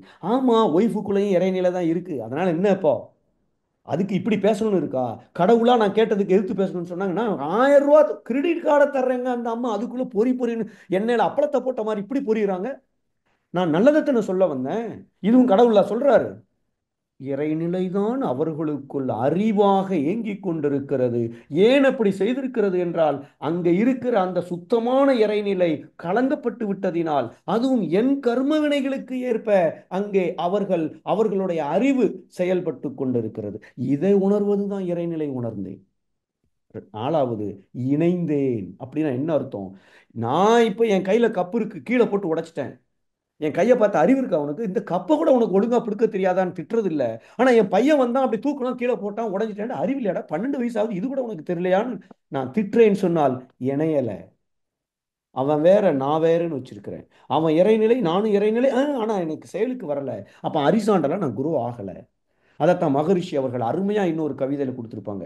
பழுத்த நிலை வரும் வரை, அதாவது இந்த வகையில நான் ஆன்மீகத்தில் முன்னேறும் வரை நீ நான் என்போம், பதம் அடைந்தோம். நேத்து அப்படி இருந்தேன், இன்னைக்கு அப்படி இருக்கக்கூடாது, பதம் அடைய வேண்டும், பதம் அடைந்தோம், ஒன்றானோம், பரமானந்தம். அதுதான் உண்மையான கிடைமட்ட ஆன்மீக முன்னேற்றம். அதுதான் நமக்கு தேவை. அப்ப அதுக்காக நீ நான் பிரிக்க கூடாதா? பழுத்த நிலை வரும் வரை நீ நான் என்போம். ஆமா, நான் இப்ப பழுத்துட்டேன், அப்ப நீ நான் பார்க்க கூடாதா? பார்க்கணும். அவன் பாட்டுக்கு எல்லாத்தையும் உடைச்சிட்டு இருப்பான், நம்ம பார்த்துட்டே இருப்போமா? என் பர்ஸ் எடுத்துட்டு போவான், ஒரு பஸ் ஸ்டாண்ட்ல வெயிட் பண்ணும்போது என் பர்சன் இன்னொருத்தர் எடுத்துட்டு போறாரு. எல்லாம் இறைநிலை அப்படின்னு இருக்க சொல்லல மகரிஷி. அதுக்கு தான் அடுத்தாள் ஒண்ணு கொடுத்துருக்காரு. முதல்ல பகுத்து பார்க்கணும், அப்புறம் எல்லா இறைநிலையும் பார்த்துட்டு என் பர்சன் நான் எடுக்கணும், அவனுக்கு துன்பம் கொடுக்காம, எனக்கும் துன்பம் கொடுக்காம, யாருக்கும் துன்பம் கொடுக்காம. பகுத்துணர்வில் தொகுத்துணர்வு பண்பாட்டை நான் எந்த அளவுக்கு என் வாழ்க்கையில் கடைப்பிடிச்சிட்டு இருக்கேன், இந்த 5 விஷயங்களும் நான் எந்த அளவு என்னுடைய ஆன்மீக முன்னேற்றத்துல இந்த 2வது வகையில முன்னேறிட்டு இருக்கேன்னு அர்த்தம். தவம் நான் 15 வருஷம் பண்ணாலும் பிரயோஜனமே இல்லை எனக்கு. உலகியல் வாழ்க்கையில ஈடுபட்டு கொண்டிருக்கும் பொழுது நான் முன்னேறவில்லை என்றால் தவம் டோட்டலா எனக்கு பிரயோஜனப்படலை. ஆக்சுவலா பிரயோஜனப்பட்டிருக்கு. எப்படின்னா, எந்த அளவுக்கு பிரயோஜனப்பட்டிருக்குன்னா, நான் எந்த அளவுக்கு இப்போ வாழ்ந்து கொண்டிருக்கிறோனோ அதை விட நான் முரண நான் வாழ்ந்திருப்பேன், அதையும் செய்யலைன்னா. தவம் கையில இருக்கிற தூக்கி வீசி இருந்திருப்பேன், என் கப்பை என் பையன் உடைச்சிருந்தான்னா. நல்ல வேளை தவம் 10 வருஷமா செய்யறேன், அறிவில்லையான்னு திட்டி இருக்கேன். ஸோ அதனால தவம் எனக்கு உதவி செய்யலைன்னு சொல்ல முடியாது. அரக்கனா இருக்கிறத மிருகமா இருக்கிறத மனுஷனா மாத்துறதுக்கு கொஞ்சம் அது ஹெல்ப் பண்ணியிருக்கு அப்படின்னு நம்ம சொல்லணும். ஆக 2 வகையான முன்னேற்றமும் நமக்கு அவசியம் தேவைப்படுகிறது. எல்லாம் கரெக்ட் சார். இந்த 2வது கிடைமட்ட வளர்ச்சி இருக்க, அதை கண்டுபிடிக்கிறதுக்கு ஏதாவது ஒரு அளவுகோல் இருக்கா? என் வெயிட் எவ்வளோன்னா ஒரு வெயிங் ஸ்கேல் இருக்கு, பார்த்துடலாம். ஹைட் எவ்வளவுன்னா அதுக்கு ஒரு டேப் இருக்கு, அதை வச்சு நான் பார்த்துடலாம். ஆனா உண்மையிலேயே இந்த கிடைமட்ட வளர்ச்சி எந்த அளவுக்கு நான் வளர்ந்திருக்கிறேன், ஆன்மீகத்தில் முன்னேறி இருக்கிறேன் என்பதை கண்டுபிடிப்பதற்கு அளவுகோல் இருக்கான்னா, உண்மையிலேயே நாமெல்லாம் கொடுத்து வச்சவர்கள். மகரிஷி அவர்கள் அவ்வளவு எதையுமே அவர் குறை வைக்கவே இல்லை நமக்கு. நான் எங்க போய் எந்தையாவது ஒரு விஷயத்தை போய் தேடினாலும் சரி, அங்கே ஆன்சர் இருக்கு மகரிஷிட்ட, வேதாத்திரியத்திட்ட. அப்ப அந்த அளவுகோல் என்ன? சிம்பிள், நமக்கே தெரியும். நான் ஆன்மீகத்துல எந்த அளவுக்கு முன்னேறி இருக்கிறேன், ஞானம் பெற்றிருக்கிறேன் என்பதை கண்டுபிடிக்கக்கூடிய அளவுகோல் என் குடும்பத்தில் எந்த அளவுக்கு நான் அமைதியை நிலைநாட்ட முடிகிறது என்பதே என்னுடைய ஆன்மீக முன்னேற்றத்தின் அளவுகோல். ஸ்கேல் தேவையில்லை. சிம்பிளா ஒய்ஃப்கிட்ட ஏதோ ஒன்று கேட்குறோம், 10 நிமிஷமா வரல, இப்ப அந்த இடத்துல அமைதி காக்குறானா இல்லையா? அந்த அம்மா 500 கேட்குறாங்க, இந்த ஆள் காடையே தரேன்னு சொல்ல போறாரு, அதுக்குள்ள கத்துறாங்க. அப்படி கத்தும் பொழுதும் இவர் உண்மையிலேயே கிடைமட்ட வளர்ச்சியில முன்னேற்றி இருந்தால் டென்ஷன் ஆகாதம்மா, உன் பிபி தானே ஏற போதுமா, கொஞ்சம் பொறுமையா இருந்தா நான் சொல்லியிருப்பேன். நான் உனக்கு என்ன சொல்ல வந்தேன்னா, 1000 ரூபாய் இருக்குமா, 2000 இருக்குமா, நீ ஒரு 1000 பயன்படுத்திக்கோ, என் காடையே கொடுத்துட்டு போறேன், தொலைச்சிடாத அப்படின்னு சொல்ல வந்தம்மான்னு திருப்பி கோபப்படாமல், அவங்க ஏன் கத்துறாங்கிறதை உணர்ந்து கொண்டு, இதெல்லாம் செய்யக்கூட முடியலையா, ஒண்ணும் இல்ல, உள்ளுணர்வு தெரிஞ்சதுன்னு வச்சுக்கோங்க, அந்த இடத்துல எப்படி அமைதியை நிலைநாட்டுவது என்பது அவருக்கு கைவசம் வந்துடும். என்ன சொல்லணும் அவரு அப்போ? ச்சே, அம்மா நீ ரொம்ப டென்ஷனானு கத்துனா கூட என்ன அழகா இருக்க தெரியுமா அப்படின்னு சொன்ன, அப்படியாங்கன்னுருவாங்க. அடுத்த நிமிஷம் இந்த அம்மா காடை வச்சுக்குவா, போயிட்டு வாமா. அந்த அம்மா இவர் சொன்ன வார்த்தையை நினைச்சு இன்னும் 4 மணி நேரத்துக்கு 40 பேர்கிட்ட சொல்லி ஆனந்தத்துக்கே போயிடுவாங்க. இதை சொல்றதுல என்ன கஷ்டம்? ஆக நான் கிடைமட்ட வளர்ச்சி அடைந்திருக்கிறேன் என்றால் சூழ்நிலை எப்படி இருந்தாலும் சரி, என்னால் அந்த இடத்துல அமைதியை நிலைநாட்ட முடியும். இது இது அளவுகோல். ஆனா இதுக்கு அடுத்த அளவுகோல் இன்னொரு இடத்துல சொல்லியிருப்பார். அமைதியை நிலைநாட்டுவதை விட அவர்களுக்கு இன்பம் சந்தோஷத்தை கொடுக்கிற ஒரு செயலை செய்தால் அது அடுத்தது. இப்படி மகரிஷி அவர்கள் நமக்கு சூப்பரா அளவுகோலை கொடுத்திருக்கிறார்கள். ஓகே.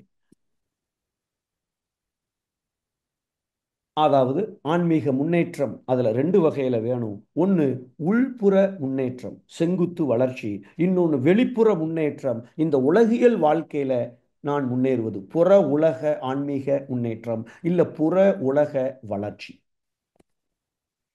இந்த 2 வளர்ச்சி நாம ஒவ்வொருத்தரும் முயற்சி செய்து கண்டிப்பாக நாம முன்னேறணும். ஆன்மீக இப்படி சொல்லி நிறைவு செய்ய விரும்புகிறேன்.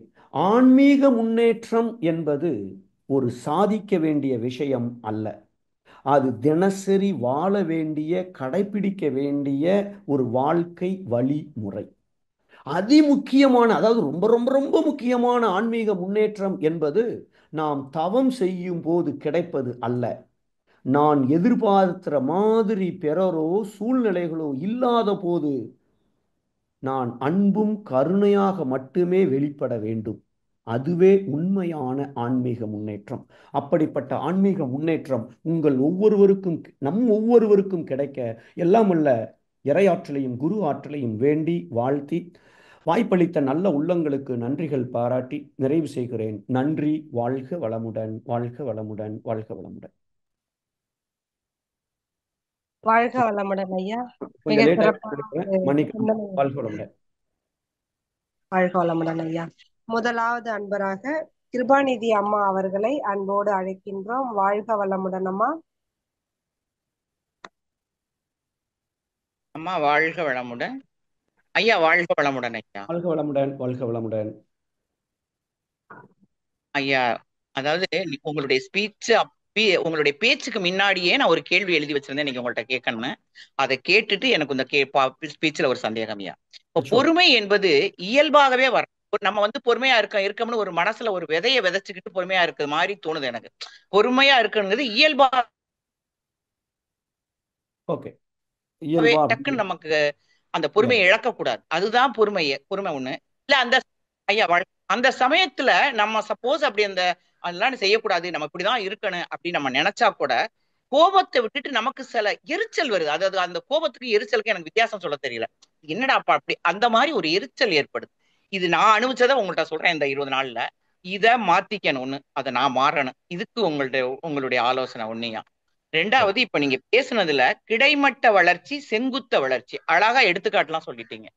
இந்த ஆன்மீகத்துக்கு வரையில என் ஆன்மா எப்படி தூய்மை செய்யணும் அப்படிங்கறதான் அவ்வளவு நாள் உங்க ஸ்பீச்ல நான் கேட்டிருக்கேன்.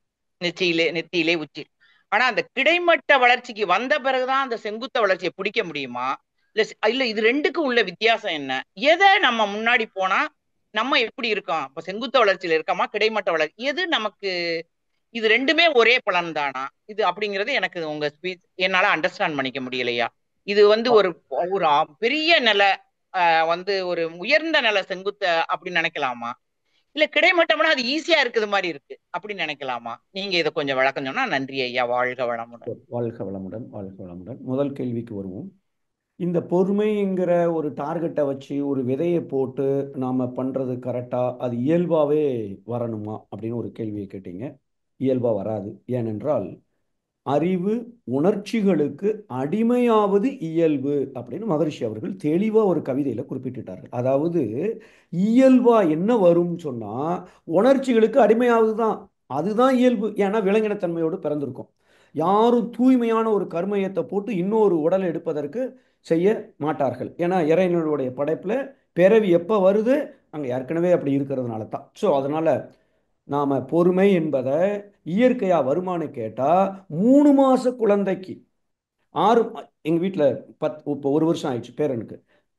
3 மாச குழந்தை அவனுக்கு கோபம் வருது, நாம என்ன எப்பவும் செய்யறோமோ அதை செய்யலை அப்படின்னு சொன்னால், ஸோ இயல்பு என்பது எரிச்சல், கோபம், அந்த அந்த விலங்கின பண்புகள்னு ஒரு 4 கொடுத்துருப்பார். அத்தனையும் நமக்கு வர்றது தான் இயல்பு. ஸோ அதனால பொறுமை என்பதை நாம விதைய போட்டு விதைச்சி கொஞ்சம் கொஞ்சமாக தண்ணியை ஊற்றி உரத்தை போட்டு பாதுகாத்து வளர்த்தால் மட்டுமே பொறுமையை நம்மால் கடைப்பிடிக்க முடியும். அது முதல் கேள்வி. ரெண்டாவது கேள்வி எரிச்சல், கோபம், இப்போ நெற்றியில் இதை என்ன வித்தி அல்லது அது எரிச்சல் கோபம் எரிச்சல் வந்துருது அப்படின்னு சொல்றீங்க. ஒண்ணுமே இல்லை. ரெண்டுக்கும் பெரிய வித்தியாசம் ஒன்றும் இல்லை. மகரிஷி அவர்கள் கோபம் என்ற சினம் என்றால் உணர்ச்சி வயப்பட்ட பகை உணர்வு அப்படின்னு தெளிவாக கொடுத்துருப்பாங்க. அதாவது உணர்ச்சி வயப்பட்ட பகை உணர்வு. முதல்ல நான் டென்ஷன் ஆயிட்டேன். என்ன டென்ஷன் ஆயிட்டேன்? நான் நினைச்ச மாதிரி காஃபி இல்லை, நான் நினைச்ச மாதிரி தோசை இல்லை. அப்ப என் மனசு உள்ள இருக்கிற உயிர், அதுல இருந்து வரக்கூடிய காந்த சக்தி உணர்ச்சி வயப்பட்ட நிலைமைன்னா தண்ணி மெதுவா பைப்பை திறந்தா ஓடுது, இன்னொன்று தட்டார்னு திறந்தா ஃபயர் வாட்டர் மாதிரி பிச்சுட்டு போகுது. இந்த உணர்ச்சி வயப்பட்ட என்பது கண்ணு மண்ணு தெரியாம பிச்சுட்டு போற ஒரு இயக்கம், அந்த ஜீவகாந்தம் படுவேகமா வருது. அப்ப எப்ப அது படுவேகமா வருதோ உண்மை எங்க தப்பு எங்க அப்படிங்கிறது அதுக்கு தெரியாது. அதனால என்ன நடக்குது, தப்பு இங்கதான் புரிந்து கொண்டு அவர்கள் மேல வரக்கூடிய பகை உணர்வு சினம் என்று சொல்லப்படுகிறது. அப்ப உணர்ச்சி வயப்பட்ட பகை உணர்வு சினம் என்றால் இந்த எரிச்சப்படுறது என்ன, நம்ம வாய் விட்டு கத்துறதுல முன்னேறிட்டோம். திட்டி கண்ணாமுனான்னு திட்டுறத நிப்பாட்டியாச்சுன்னா பெரிய முன்னேற்றம் ஆன்மீகத்துல. இப்ப எரிச்சல் வருது, நமக்குள்ள எரிச்சல் படுறோம். இன்னும் இந்த ஆள் திருப்பி திருப்பி சொன்ன அப்புறமே இப்படியே சொல்லிட்டு இருக்காரு, இன்னும் இவருக்கு சொல்லி புரிஞ்சுக்கவே முடியல இவரால, ஏன் இப்படி இருக்காரு, இப்போ ஏன் இப்படி மனுஷங்கள்லாம் இப்படி இருக்காங்க. இது எனக்குள்ள வரக்கூடிய எரிச்சல். அப்ப இதுவும் ஒரு பகை உணர்வு. ஏனென்றால் சுத்தி நடக்கிறத நான் ஏற்றுக்கொள்ளல. எப்ப நான் சுத்தி நடக்கிறத ஏற்றுக்கொள்கிறேனோ அப்ப சந்தோஷமா இருப்பேன். வெளியில எப்படி இருந்தாலும் சரி, அதுதான் நாம கொண்டு வரணும். அதற்கு முதல்ல வர வேண்டியது பொறுமை. அந்த ஒரு நிமிஷம் பொறுமையா இருந்துட்டோம்னா, ஏன் அவங்க இப்படி சொன்னாங்க, என்ன காரணம் அப்படின்னு ஒரு யோசனை வரும். இப்ப அந்த யோசனையே இருக்காது, அது எரிச்சல் கோபம். மூணாவது, அந்த கிடைமட்ட வளர்ச்சி செங்குத்து வளர்ச்சி, இது என்ன வித்தியாசம், இல்லை எது முதல்ல செய்யணும், இது முக்கியமா அது முக்கியமா, இந்த ரெண்டுக்கும் உள்ள வித்தியாசம் என்ன, ரொம்ப சிம்பிளா புரிஞ்சுக்கலாம். மகரிஷி அவர்கள் கொடுத்திருக்கிற 4 பில்லர், 4 ஸ்டெப்ஸ்: தவம், தற்சோதனை, குணநல பேரு, முழுமை பேரு. இந்த தவம்ங்கிறது முதல் ஸ்டெப். இதுதான் செங்குத்து வளர்ச்சி. இந்த செங்குத்து வளர்ச்சியை நாம உருப்படியா, நான் பேருக்கு நான் பாட்டுக்கு கண்ணை மூடி தவம் உட்கார்ந்துட்டு துரியத்துல, இப்ப அன்னைக்கு காலையில ஆரம்பிக்கும் பொழுது 10 நிமிஷம் தவம் ஏற்றினார்கள். துரிய தவம் அருமையா இருந்துச்சு. இப்ப அந்த தவம் 10 நிமிஷம் தவத்துல ஆகணையில நான் உயிரை கவனிச்சிட்டு இருக்கேன். ஆகணையில என்ன உணர்வே வரலையே, நீ காலைல என்ன சாப்பிட்டேன், அதுதான் காரணமா இப்படி நினைச்சிட்டு இருக்கேன். துரியம்ட்டாங்க. துரியம் போனோம்னா அங்கேயும் முடிச்சுட்டு தான் வாழ்க வளமுடன் சொல்லிட்டாங்க. அப்படிங்கிற அளவுல நான் இருக்கிறேன் என்றால் செங்குத்து வளர்ச்சி என்கிட்ட இல்லை. செங்குத்து வளர்ச்சி பத்தலை என்றால் கிடைமட்ட வளர்ச்சி சாத்தியமே இல்லை. ஏன்னா எல்லாருக்கும் தெரியும் கோபம் ஆபத்தானது, கோபப்படுறதுனால ஒரு பைசா பிரயோஜனம் இல்லை, ஏன் பிபிஏ எகிருது அப்படின்னு தெரியும். ஆனா செயல்படுத்த முடியல. ஏன் செயல்படுத்த முடியல, மனசோட அலைச்சூழல் கண்ணாபுண்ணான்னு இருக்கு, மனோசக்தி குறைவா இருக்கு. இந்த ரெண்டையும் கொடுக்கக்கூடிய அந்த அகத்தவம் செங்குத்து வளர்ச்சி. அதனாலதான் மகர்ஷி அவர்கள் முதல்ல தவத்தை வைத்திருக்கிறார்கள். அப்ப அடிப்படையா நான் முன்னேற வேண்டியது தவம் உருப்படியா செய்யறேனா. அப்போ நான் தவத்தை உருப்படியா செய்ததுக்கு அப்புறம் கிடைமட்ட வளர்ச்சியை வந்துக்கலாம். அதுக்கு 50 வருஷம் ஆகுதோ 60 வருஷம் ஆகுதோ, 20 நிமிஷம் துரியாதீதம் பண்ணா எத்தனை நிமிஷம் நான் என்னால கரைஞ்சி உறைஞ்சி ரொம்ப ஜாஸ்தி ஆகும். அப்ப என்ன பண்ணணும், தவம் செய்ய செய்ய செய்ய பேரலா இதுலயும் முன்னேறுகிறேனா. நேத்து 4 தடவை கோவப்பட்டிருக்கேன், இன்னைக்கு 3 ஆக்கிடுவோம். இல்ல போன மாசம் முழுவதும் இவ்வளவு தடவை கோவப்பட்டிருக்கோம், இந்த மாசம் முழுவதும். அதான் ஒரு நாளுக்கு நம்ம கனெக்ட் பண்ணி அதை டார்கெட் பண்றது பிராக்டிகலி நாட் பாசிபிள். அதனாலதான் நம்ம பொறுமை இழக்கிற எண்ணிக்கையை பதிவிட சொல்லி ஒரு மாசம் கழிச்சு, இந்த ஒரு மாசத்துல நீங்க 40 தடவை போட்டிருக்கீங்க, அடுத்த மாசம் 30 டார்கெட் வச்சுக்கோங்க. அந்த மாச கணக்கு அப்படின்னு சொல்லும்போது நம்ம போன தடவை பொறுமைசாலியை அதை ஃபாலோ பண்ணும்போது நிறைய பேர் சொல்லியிருக்காங்க, ஐயோ சார் நீங்க கொடுத்த அந்த டார்கெட்டு ஒரு மாசத்துக்கு 7ன்னு இருக்கீங்க, நான் ஒரு வாரம் தான் கடந்திருக்கேன், இன்னும் 3 வாரம் இருக்கு. இதுவும் டென்ஷனாக ஆயிடக்கூடாது. ஆனா அந்த நோக்கம் தெளிவா இருக்கணும். அப்ப அந்த நோக்கம் இருக்கும்போது முன்னேறுகிறார்கள். ஸோ அதனால கண்டிப்பாக முதல்ல செங்குத்து வளர்ச்சி ரொம்ப முக்கியம். இதுல வளர வளர வளர பேரலா அரிசாண்டலா கிடைமட்ட வளர்ச்சியில தினசரி வாழ்க்கையில நான் அதை பின்பற்றுகிறேனா, அதாவது அதை கடைபிடிக்க முடிகிறதா, இனி பழி புரியேன், புரிந்தவை களைந்தேன், அவ்வளவுதான். இதை செயல்படுத்த முடியுமாங்கிறது ரெண்டாவதா பார்க்க வேண்டிய விஷயம். ரெண்டுக்குள்ள வித்தியாசம் என்ன, முதல் வித்தியாசம் எனக்குள்ளேயே நடக்கிற விஷயம். ரெண்டாவது வளர்ச்சி பிறரோடு சம்பந்தப்பட்டது, சமுதாயத்தோடு சம்பந்தப்பட்டது. நான் தனியா இருக்கும்போது அட்டகாசமா ஆனந்தமா துரியாதீத தவத்துல 1/2 மணி நேரத்துல 20 நிமிஷம் கரைஞ்சி நேரம் போனதே எனக்கு தெரியல. ஓ சூப்பர். ஆனா தவத்தை முடிச்சு நான் அறிவில்லை அவனுக்கு, நான் சாப்பாடு கேட்டு 1/2 மணி நேரம் ஆகுது, இன்னும் இப்போ என்ன சாப்பாடுன்னு கேட்கிறேன் ஏன்ட்ட அப்படின்னு கோபம் வந்துடுச்சுன்னு சொன்னால், செங்குத்து வளர்ச்சி 80%, ஆனா கிடைமட்ட வளர்ச்சி 10% கூட இல்லை. ஸோ இதை நாம கொஞ்சம் உணர்ந்துட்டோம் அப்படின்னு சொன்னால் ரெண்டையும் பேரலா நம்ம முன்னேறதுக்கு முயற்சி செய்யணும். நன்றி, வாழ்க வளமுடன். நன்றி ஐயா, ரொம்ப சிறப்பு. வாழ்த்துக்கள். வாழ்க வளமுடன். அம்மா வாழ்க வளமுடன். நன்றிகள் அம்மா, வாழ்க வளமுடன். அடுத்த அன்பராக சிவகாமி அம்மா, வாழ்க வளமுடன்மா. அன்மியூட் பண்ணிட்டு ஐயா கிட்ட பேசலாமா? வாழ்க வளமுடன் அம்மா. வாழ்க வளமுடன் ஐயா. பெங்களூர்ல இருந்து சிவகாமி. கொல்கத்தா போயிட்டு அப்புறம் திருப்பி வந்தேன். உங்களோட எக்ஸ்பிளனேஷன், உங்களோட ஸ்பீச், நம்ம குவெஸ்டின் கேட்டா அதுக்கான உங்களோட பதில், அது எல்லாமே நிறைய சேஞ்சஸ் கொண்டு வந்திருக்கு என்னோட லைஃப்ல. இப்போ அது நல்லா உணரவும் முடியுது. ரொம்ப நாள் கழிச்சு உங்களோட ஸ்பீச் ஆக்சுவலா டைரக்டா அட்டென்ட் பண்றேன். நான் இங்க பெங்களூர் வந்துட்டு ரொம்ப அட்டென்ட் பண்ண முடியல. இது வீடியோஸ்ல கேட்பேன். பட் டைரக்டா பண்றதுங்கிறது வந்து அது ஒரு எனர்ஜி கொடுக்க தான் செய்யுது. அண்ட் எப்படி நீங்க இவ்ளோ யோசிக்கிறீங்க அப்படிங்கறதெல்லாம் அஹ், அஹ், ஒரு மாதிரி ஆச்சரியமா தான் இருக்கும். பட் இப்போ கொஞ்சம் கொஞ்சம் புக்ஸ் படிக்க ஆரம்பிச்சிருக்கேன், மகரிஷியோட புக்ஸ். அதுல வர ஒரு ஒரு லைன் படிக்கும் போதும் ஓகே, இவங்க சொன்னதுதான் நீங்க சொல்றீங்க அப்படிங்கறதும் அது அது அந்த கிளாரிட்டி எல்லாம் வந்து லேட்டா தான் கனெக்ட் ஆகுது. பட் ஸ்டில் அது ஒரு மாதிரி நீங்க சொல்றது வந்து ரொம்ப ஹெல்ப்ஃபுல்லா இருக்கு மகரிஷியோட புக்ஸை படிக்கும் போது. Thank you so much sir. வாழ்க வளமுடன். நன்றி நன்றி, வாழ்க வளமுடன். நீங்கள் இந்த தெளிவு பூர்வமுக்கு கொடுத்த அந்த ஃபீட்பேக், அந்த அந்த அந்த வீடியோ, ஸோ நீங்கள் ரொம்ப சூப்பராக மகரிஷியோட இதை ஃபாலோ பண்ணிட்டு இருக்கீங்க. பாராட்டுக்கள், வாழ்த்துக்கள், நன்றி, வாழ்க வளமுடன். Thank you sir. அது உங்களோட அந்த வேகம் தான். பண்ணணும், அதுக்கு பதிலா வேற ஒன்றும் ஆப்ஷனே கிடையாது அப்படிங்கிற மாதிரி தான் இருக்கும் உங்க ஸ்பீச். எக்ஸசைஸ்னா பண்ணதான் வேணும், தவம்னா பண்ணதான் வேணும் அப்படிங்கிற மாதிரி. Thank you so much sir. வாழ்க நன்றி. வளமுடன். அடுத்த அன்பராக ஸ்ரீனிவாசன் பழனி ஐயா, நீங்க அட்மிட் பண்ணிட்டு ஐயா கிட்ட பேசலாங்க ஐயா. ரொம்ப தேங்க்ஸ் மேடம். வாழ்க வளமுடன் ஐயா. ஆஃப்டர் லாங் டைம் நேராக பேசுறதுக்கு ரொம்ப தேங்க்ஸ்.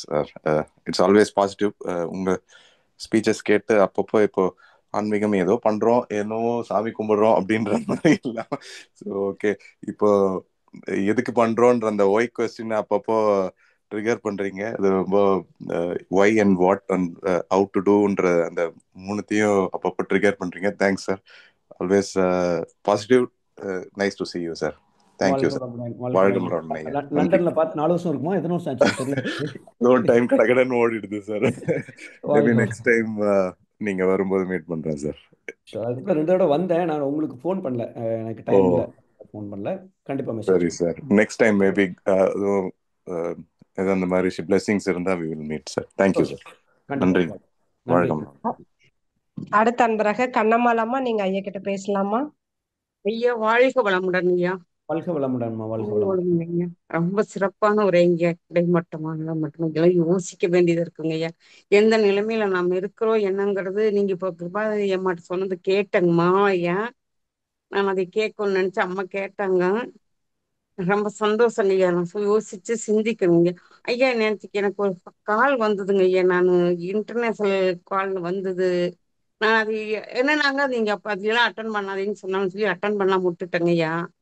சரி, அது எப்படிங்க ஐயா மறுபடியும் கவலைப்படாதீங்க. கூப்பிட்டு இன்டர்நேஷனல் ஆமா கேர் ஆமா, அதாவது போகாதுன்ட்டாங்க. ஆமா, நீங்க வந்து இந்த பொறுமைசாலி தான் நான் குழுவில் வந்து அந்த ஆப்ல இன்ஸ்டால் பண்றதுல ஏதோ ஒரு பிரச்சனை இருந்திருக்கும்னு நினைக்கிறேன். இல்ல அதில் நீங்க சரிங்களா, இன்ஸ்டால் பண்ணாம இருந்திருப்பீங்கன்னு நினைக்கிறேன். அதுக்காக எங்க இன்ஸ்டால் நிர்வாகம் பண்ணிட்டேங்க ஐயா. நீங்க கவுண்ட் போட ஆரம்பிச்சிட்டீங்களா? ஐயா எனக்கு அதுல போட தெரியாதுங்க. என்ன எழுதி கரெக்ட். அதுதாங்க. ஆமா, அதுக்கு தான் கூப்பிட்டுருப்பாங்க. மறுபடியும் சரி கூப்பிடுவாங்க. கொஞ்சம் வெயிட் பண்ணுங்க, கண்டிப்பா அவங்க அதை ஃபாலோ பண்றதுக்கும் அவங்களுக்கு இன்ஸ்ட்ரக்ஷன் இருக்கு. ஸோ கண்டிப்பாக உங்களுக்கு கூப்பிடுவாங்க. உங்க நம்பர் எனக்கு தெரியாது, உங்க நம்பரை நீங்க சேட் பாக்ஸ்ல போட்டீங்கன்னா நான் அவங்களுக்கு பாஸ் பண்ணி விட்டுறேன். No problem. சரிங்க சரிங்க ஐயா. நல்லது. எனக்கு அது அப்படியெல்லாம் போடுறதுக்கு எனக்கு தெரியாதுங்க ஐயா. எனக்கு நீங்க சொல்லும்போது நான் எழுதி எழுதி வைப்பாங்க ஐயா. ஆனா சரி. எனக்கு அது அது போட தெரியாது. இல்ல இப்போ இப்போ கஷ்டமா இருக்கும். இந்த வாட்ஸ்அப் வந்தும் பொழுது வாட்ஸ்அப்பை ஆ யூஸ் முதல்ல ஆரம்ப காலத்துல கஷ்டமா இருந்துச்சு. இப்போ இந்த சரிங்க ஆப் வந்து ரொம்ப ரொம்ப ஈஸி தான். ஆனா ஆரம்பத்துல அதை பார்த்தாலே கொஞ்சம் இப்போ வந்து முதல்ல அதெல்லாம் இன்ஸ்டால் பண்ணி செய்வாங்களான்னு பார்த்தோம். இப்போ கிட்டத்தட்ட ஒரு 40% பேர் இன்ஸ்டால் பண்ணிட்டாங்க. 35% கவுண்டிங் போட ஆரம்பிச்சிட்டாங்க. ஒரு சரிங்க ஐயா. ஆரம்பிச்சு ஒரு 2-3 வீக்ஸில். ஸோ கண்டிப்பாக முடியும். உங்களுக்கு ஹெல்ப் பண்ணுவாங்க நிர்வாகிகள் வந்து. அந்த இன்டர்நேஷனல் கால் சொல்றீங்க இல்லையா, அங்கே கத்தார்லேருந்து கூப்பிட்டுருப்பாங்க. கண்டிப்பாக நான் ஆமாங்க ஐயா. மறுபடியும் உங்களை அப்புறம் தான் கூப்பிட்டு பார்த்தேங்க ஐயா, கத்தார்ல இருந்து வந்துருந்துச்சு. ஐயோ, மறுபடியும் கூப்பிட முடியல. அப்புறம் கண்டிப்பா. ஆ, மொத்தம் அப்- கிட்டத்தட்ட ஒரு 28 நிர்வாகிகள் இருக்காங்க. அவங்களுக்கு சரிங்க. அவங்க அப்புறம் கூப்பிடுவாங்க. கொஞ்சம் வெயிட் பண்ணுங்க, கண்டிப்பா உங்களுக்கு இது பண்ணுவாங்க. முருகன் சொல்லி ஒருத்தருக்கு கால் ரைட். பண்ணுங்க ஐயா. ஷூர். எடுக்க நான் எடுக்க அவருக்கு நான் மெசேஜ் பாஸ் பண்ணிடுறேன். No problem. சரிங்க ஐயா. சரிங்க. வாழ்க்கை சந்தோஷம். வளமுடன் ஐயா. நன்றி. சந்தோஷம். சரிங்க. வாழ்க்கை. அடுத்த அன்பராக நிவி பவியம்மா, நீங்க அட்மிட் பண்ணிட்டு ஐயா கிட்ட பேசலாமா?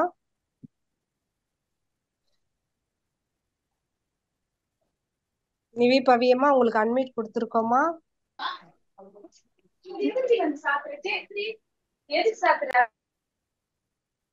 அடுத்த அன்பராக பவன் ஸ்ரீனிவாசன் ஐயா, நீங்க அட்மிட் பண்ணிட்டு ஐயா கிட்ட பேசலாங்க ஐயா. ஐயா வாழ்க வளமுடன்ங்கய்யா. வாழ்க வளமுடன் ஐயா. முதல்ல கங்கராச்சுலேஷன்ஸ், வாழ்த்துக்கள். வாழ்க வளமுடன். ரொம்ப நன்றிங்க, ரொம்ப நன்றிங்கய்யா. சொல்லுங்க ஐயா. இப்ப இப்ப வந்து அருமையான நல்லா பேசுனீங்கய்யா, வழக்கம் போல வாழ்த்துக்கள். ஐயா இப்ப வந்து நம்ம என்னதான் நமக்கு வந்து இறைநிலை ஒரு நல்ல இது கொடுத்திருந்தாலும், ஆனா நம்ம மனசுக்குள்ள வந்து அது இல்லையே இது இல்லையே அது கிடைக்கிறத வந்து ஏக்கப்பட்டுக்காம இல்லாத நினைச்சு நினைச்சே அந்த மனசை வந்து ஒரு ஏக்கப்பட்டுக்கிட்டே இருக்கிறோம். அது இல்லாம வந்து ஆம், ஆம், அடுத்தவங்களுக்கு வந்து இவங்க இவங்க இப்படிதான் நடந்துக்கணும் இப்படிதான் நடந்துக்கணும், அது ஒரு கடும்பட்டு அது ஒரு ஈகோ இருக்கிறதுனால இவங்க இப்படிதான் நமக்கு நடந்துக்கணும் இவங்க அப்படிதான் நடந்துக்கணும் அப்படின்ட்டு நம்ம ஒரு பற்று ஒரு ஈகோ அந்த இருக்கிறதுனால அது விட்டு அது அது நடக்காதப்ப வந்து ஐயோ நம்ம வந்து இவ்வளவு தூரம் கஷ்டத்துல நம்ம இவங்களுக்கெல்லாம் இவ்வளவு சப்போர்ட் பண்ணிருக்கோமே இது பண்ணிருக்கோமே நம்மளோட கஷ்டத்துல வந்து இது பண்ண மாட்டேன்றாங்க சப்போர்ட் பண்ண மாட்டேன்றாங்க அப்படின்ற மாதிரி எதிர்பார்த்து எதிர்பார்த்து ஏமாந்து அப்படியே ஒரு மனசா இருக்குது. இப்படிதான் இப்படி இருக்கணும் அப்படின்ட்டுங்கய்யா. இது வந்து ஆமா என்னதான் ஆன்மீகத்துல இருந்தாலும் தவத்துல இருந்தாலும் இன்னைக்கு இங்க நான் யோகா கிளாஸ் போயிட்டு இருந்தேன், இன்னைக்கு போயிட்டு இருந்தேன் இங்க அஜ்மன்ல. இருந்தாலும் இது ஏங்க என் மனசு வந்து மாற மாட்டேங்குது? வாழ்க வளமுடன். ஏன் மாற மாட்டுங்க? நம்மள்ட்ட இருக்கிற அந்த பதிவுகள், பழக்க பதிவுகள், அதுதானே மாறாதது அப்படின்னு நம்ம எப்போ சொல்கிறோமோ அங்கே பழக்கம் ஸ்ட்ராங்காக இருக்குன்னு அர்த்தம். அதாவது நம்மள்ட்ட இருக்கிற சில பழக்கங்கள், இப்போ காலையில் எந்திரிச்ச உடனே நான் வந்து ஒரு லிட்டர் தண்ணி டெய்லி குடிக்கிறேன். இப்போ எனக்கு இப்போ எங்கேயாவது போகிறேன், சில நேரம் சில ஹோட்டல்லே தண்ணி பாட்டில் வைக்க மாட்டேங்கிறாங்க.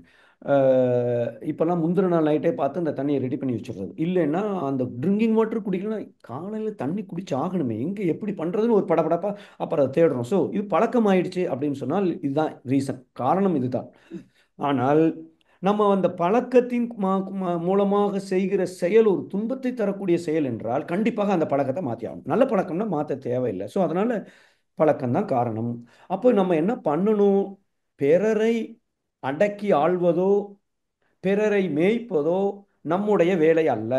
இதுவும் மகரிஷி அவர்கள் வாழ்க்கை மலர்ல கொடுத்திருக்கிற ஒரு சென்டென்ஸு. அப்ப பிறரை மேய்ப்பதோ, என்ன வார்த்தை போட்டிருக்காங்க பாருங்க, மேய்ப்பதுன்னா என்ன அர்த்தம்? நீ அங்க போற, நீ அங்க போற, நீ அப்படி செய், நான் கூப்பிட்டுருக்க நீ திருப்பிய கூப்பிடலையே. அடக்கி ஆள்வதோ, நான் சொன்னதை அப்படியே ஃபாலோ பண்ணணும். இது எல்லாம் நம்மளை சுற்றி இருக்கிறவங்க மேலே நாம் வச்சிருக்கிற எதிர்பார்ப்புகள் தான் இப்படி வருகிறது. அந்த எதிர்பார்ப்பு இல்லைன்னா வராது. அப்போ என்ன பண்ணணும்? டிட்டாச்சர் வெளியில் வந்தோம். யார் அவங்க? இறைநிலை தானே. நீங்கள் என்ன பண்ணுங்க, நீங்கள் இந்த குறிப்பிட்ட நபரை பற்றி எனக்கு தெரிஞ்சு ஒரு லாஸ்ட் ஒரு 6 மாசமாக நிறைய ஒரு அனுபவங்கள் உங்களுக்கு வந்துகிட்டே இருக்கு. நீங்கள் ஆமாங்க வந்து ஆமா. மனசளவில் தவம் முடிச்ச உடனே அவங்க யாரோ அவங்க மனசுக்குள்ள சாட்சாத் நம்ம சிலையில கடவுளை எப்படி பார்க்குறோமோ அதே மாதிரி அந்த அந்த அலங்காரங்கள் எல்லாம் போட்டு அப்படியே காலில் விழுந்து நமஸ்காரம் பண்ணுங்க. கடவுள் தான் அவங்க உங்களுக்காகவே உங்கள் வாழ்க்கையில் சம்பந்தப்பட வைத்திருக்கிறது அந்த பேரறிவு, அந்த இறைநிலை. அவர்கள்ட்ட நான் முரண்படுவதோ எதிர்பார்ப்பதோ அல்லது வந்து ஏன் இப்படி செய்யலைன்னு நினைப்பதோ அவனை அவமானப்படுத்துவதற்கு சமம் அப்படிங்கிற ஒரு கற்பனையை தொடர்ந்து ஒரு மாசத்துக்கு செய்யுங்க. பார்க்குற நேரம்லாம் காலில் விழுந்து கும்பிட தோணிடணும். அந்த அளவுக்கு அவங்கள உயர்த்திடுங்க. எப்படி அதுக்கப்புறம் வருதுன்னு பார்ப்போம். உங்கள் டோட்டலாக உங்கள் பர்சனாலிட்டியே மாறிடும். ஏன்னா இதை பண்ணிட்டீங்க, ஒவ்வொருத்தட்டையும் வீட்டுக்கு வர்ற வேலைக்காரன்ட்டையும் இதே மாதிரி தோணும் மனசுக்குள்ள. அதுதான் உண்மையான கருணை. அந்த கருணை நமக்கு வரணும். இதுதான் உண்மையான, அதாவது அல்டிமேட்டாக நமக்கு கிடைக்க வேண்டிய ஒரு பண்பு, ஒரு ஒரு ஒரு குணம், தெய்வீக தன்மை. ஸோ வந்துடும். கொஞ்சம் முயற்சி பண்ணீங்கன்னா போதும். இப்போ இவ்வளவோ முன்னேறி இருக்கீங்க இந்த ஒரு விஷயத்திலேயே. ஸோ கண்டிப்பாக நடக்கும். அந்த ஆமாங்க முன்னேற்றம் தான் உங்களுக்கு வேலையை வந்து இவ்வளவு குயிக்காக ஒரு வேலையும் கிடைச்சிருக்கிறது, அது நல்ல ஆமா சம்பளம். இதை விட ஒரு பெரிய அப்போ கடவுள் உங்க கூட தான் இருக்காரு, உங்க கூட தான் ஆமா. டிராவல் பண்ணிட்டு இருக்காரு. நீங்க செய்ய வேண்டியதெல்லாம் இன்னும் கொஞ்சம், இன்னொரு படி, இன்னொரு படி, இன்னொரு படி, அவ்வளவுதான். முன்னேறிட்டே போகணும். உங்க இந்த விஷயப்பட்ட விஷயங்களுக்கு ஆல்ரெடி எனக்கு நீங்க நேற்று அனுப்பிச்ச ஒரு வாட்ஸ்அப் மெசேஜ், நேற்று ஒரு 4 நாளைக்கு முன்னாடி அனுப்பிச்ச மெசேஜ்ல இது சம்பந்தமா கேட்க மாட்டேன்னு சொன்ன மாதிரி ஒரு ஞாபகம். இல்ல எனிவே இல்ல நோ ஆக்சுவலா ப்ராப்ளம். என்னன்னா ஐயா ஒரே ஒரு இது அதை தொடர்ந்து கேட்டுக்கிறேன். இப்போ வந்து ஆக்சுவலா என்ன ஆச்சு அப்படின்னா ஏதோ ஒரு சண்டை மாதிரி வந்து வாட்ஸ்அப்ல நம்பரை வந்து பிளாக் பண்ணிட்டாங்க. வாட்ஸ்அப்ல நம்பர் இருந்தாலும் நம்ம பேச போறது கிடையாது. ஆனா மைண்ட் வந்து திருப்பி திருப்பி நம்பரை பிளாக் பண்ணிட்டாங்களே, நம்ம பேசினா வந்து எடுக்க மாட்டேன்றாங்களே, அப்ரோச் பண்ண மாட்டேன்றாங்களே, அந்த மாதிரி இது வந்து ஒரு லூப்ல வந்து போய்கிட்டே இருக்குதுங்கய்யா. கரெக்ட். ஏன்னா இது வந்து உங்க ஈகோவை ஹர்ட் ஆகுது. ஒருத்தர் வந்து நானா பேசாம இருக்கலாம், நீ பேசக்கூடாதுன்னு ஒருத்தர் பண்றது வந்து இதெல்லாம் இந்த மாதிரியான சூழ்நிலைகள் நமக்கு வருகிறது என்றால் ஒரே காரணம், என்னுடைய தன்முனைப்பு உச்சத்துல இயங்கிட்டு இருக்குன்னு அர்த்தம். உங்க தன்முனைப்பை காலில் போட்டு மிதிச்சிருங்க. ஏன்னா கடவுள் தானே அது செஞ்சுட்டு இருக்காரு. ஆனா அவர்கிட்ட போய் நான் எப்படி போய் ஏன் பிளாக் பண்ணீங்கன்னு கேட்க முடியுமான்னு. கடவுள் ஒரு கதவை அடைக்கிறார் என்றால் ஏற்கனவே இன்னொரு கதவை திறந்து வைத்து இருக்கிறார் என்று மகரிஷி சொல்லி இருக்கிறாங்கன்னு நான் சொன்னா, இந்த அம்மா பிளாக் பண்ணதால உங்க லைஃபே பிளாக் ஆயிட்டுன்னு யார் சொன்னா?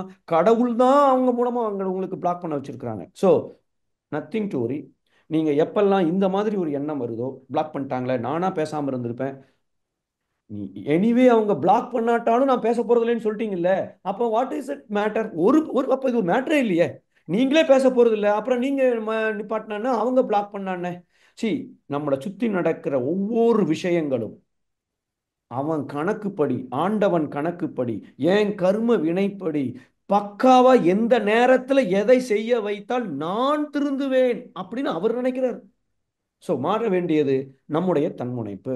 அதை கொஞ்சம் அந்த இடத்துல நோ ப்ராப்ளம், பிளாக் தானே பண்ணிப்பேன், நோ நீ என்ன வேணாலும் பண்ணு, ஐ எம் பெர்ஃபெக்ட்லி ஃபைன் அப்படிங்கிற அளவுக்கு நீங்க கொஞ்சம் நினைக்க ஆரம்பிச்சிட்டீங்கன்னா அதுல இருந்து வெளியில வந்துடலாம். நன்றி, வாழ்க வளமுடன். அது ஏற்பு திறன் வர வச்சுக்கணும். ஆமா, கண்டிப்பா. எஸ் தவம் எஸ் பண்ணி இது பண்ணி எஸ், ஏத்துக்கணும். கரெக்ட். இறைவன் இருக்காருன்ட்டு. மனசுல அந்த அந்த ஒரு ஒரு சங்கற்பத்தை கொண்டு வாங்க. அவங்கள இறைநிலையா பார்க்குற மாதிரி ஒரு ஒரு ஒரு மனசுக்குள்ள அந்த கற்பனையை கொண்டு வாங்க, விஷுவலைசேஷன் பண்ணுங்க, கண்டிப்பாக நடக்கும். சரிங்க, ரொம்ப நன்றிங்க. ஃபேமிலி ஒரு 15 நாள் கழிச்சு வராங்கய்யா, எல்லாம் ரெடி பண்ணிட்டு இருக்கேன். ஓ சூப்பர், வாழ்த்துக்கள். Good good good good. வாழ்க்கை மனசு அங்க ஃபோக்கஸ் பண்ணுங்க. வரக்கூடிய ஃபேமிலியை எப்படி சந்தோஷமா வச்சுக்கிறதுன்னு பாருங்க. உடனே கூப்பிட்டுட்டீங்க, ரொம்ப சந்தோஷம். வாழ்த்துக்கள், வாழ்க. ராஜா தான் கொஞ்சம் ரெண்ட் எல்லாம் கம்மியா இருக்கும். பையன் வந்துட்டானா எல்லாம் மறந்துடும். பையனை பார்த்தனா எல்லாம் மறந்துடும். அப்புறம் என்ன, அது வரைக்கும் கொஞ்சம் பொறுமையா இருங்க, அவ்வளவுதானே. வாழ்க வளமுடன். நன்றிங்க, வாழ்க வளமுடன். நன்றி. நன்றிகள் ஐயா, மிக மிக சிறப்பான பதில் ஐயா. வாழ்க வளமுடன் ஐயா. நன்றி. அடுத்த அன்பராக ஆவடியிலிருந்து மாரிமுத்து ஐயா, உங்களுக்கு அன்மிட் கொடுத்துருக்கோங்க ஐயா, நீங்க ஐயா கிட்ட பேசலாங்க ஐயா.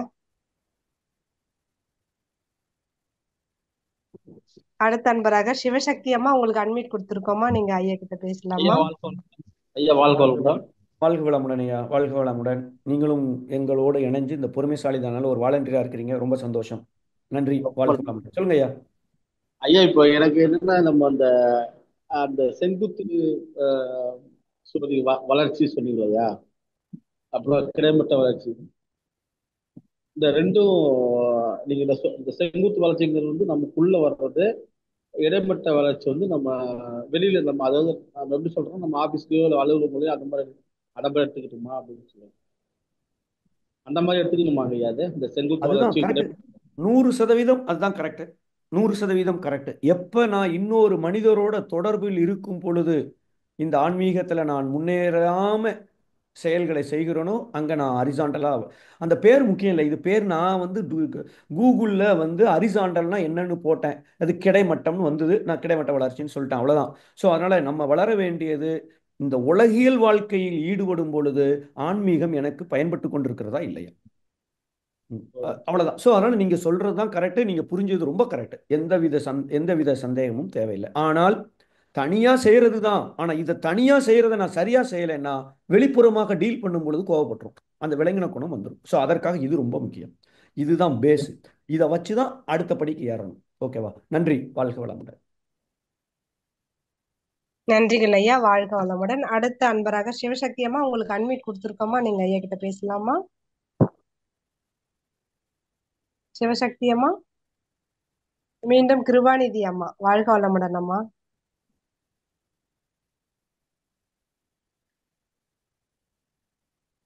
கிருபாநிதி அம்மா, வாழ்க வளமுடன்மா. அடுத்த அன்பராக கவிதா கோவிந்தராஜன் அம்மா, நீங்க அன்மிட் பண்ணிட்டு ஐயா கிட்ட பேசலாமா, உங்களுக்கு அன்மிட் கொடுத்துருக்கேம்மா. ஐயா வாழ்க வளமுடன், நான் பேசுறது கேக்குதுங்களா ஐயா? கேக்குதுமா தெரியல, அவங்க யாருமே அன்மிட் பண்ணவே இல்லைங்க. அதான் நீங்க பேசுறது கேக்குது, நல்லா கேக்குது. மேபி என்ன ஆச்சுன்னு தெரியலீங்க ஐயா. எல்லாமே மியூட்ல போட்டிருக்காங்களா என்னன்னு தெரியலீங்களே. ஐயா வாழ்க வளமுடன். எனக்கு அட்மிட் பேசுங்கம்மா, ஐயா கிட்ட பேசுங்கம்மா. நான் ஃபர்ஸ்ட் பேசிட்டேன், எனக்கு அட்மிட் கொடுத்துருக்காங்க. அத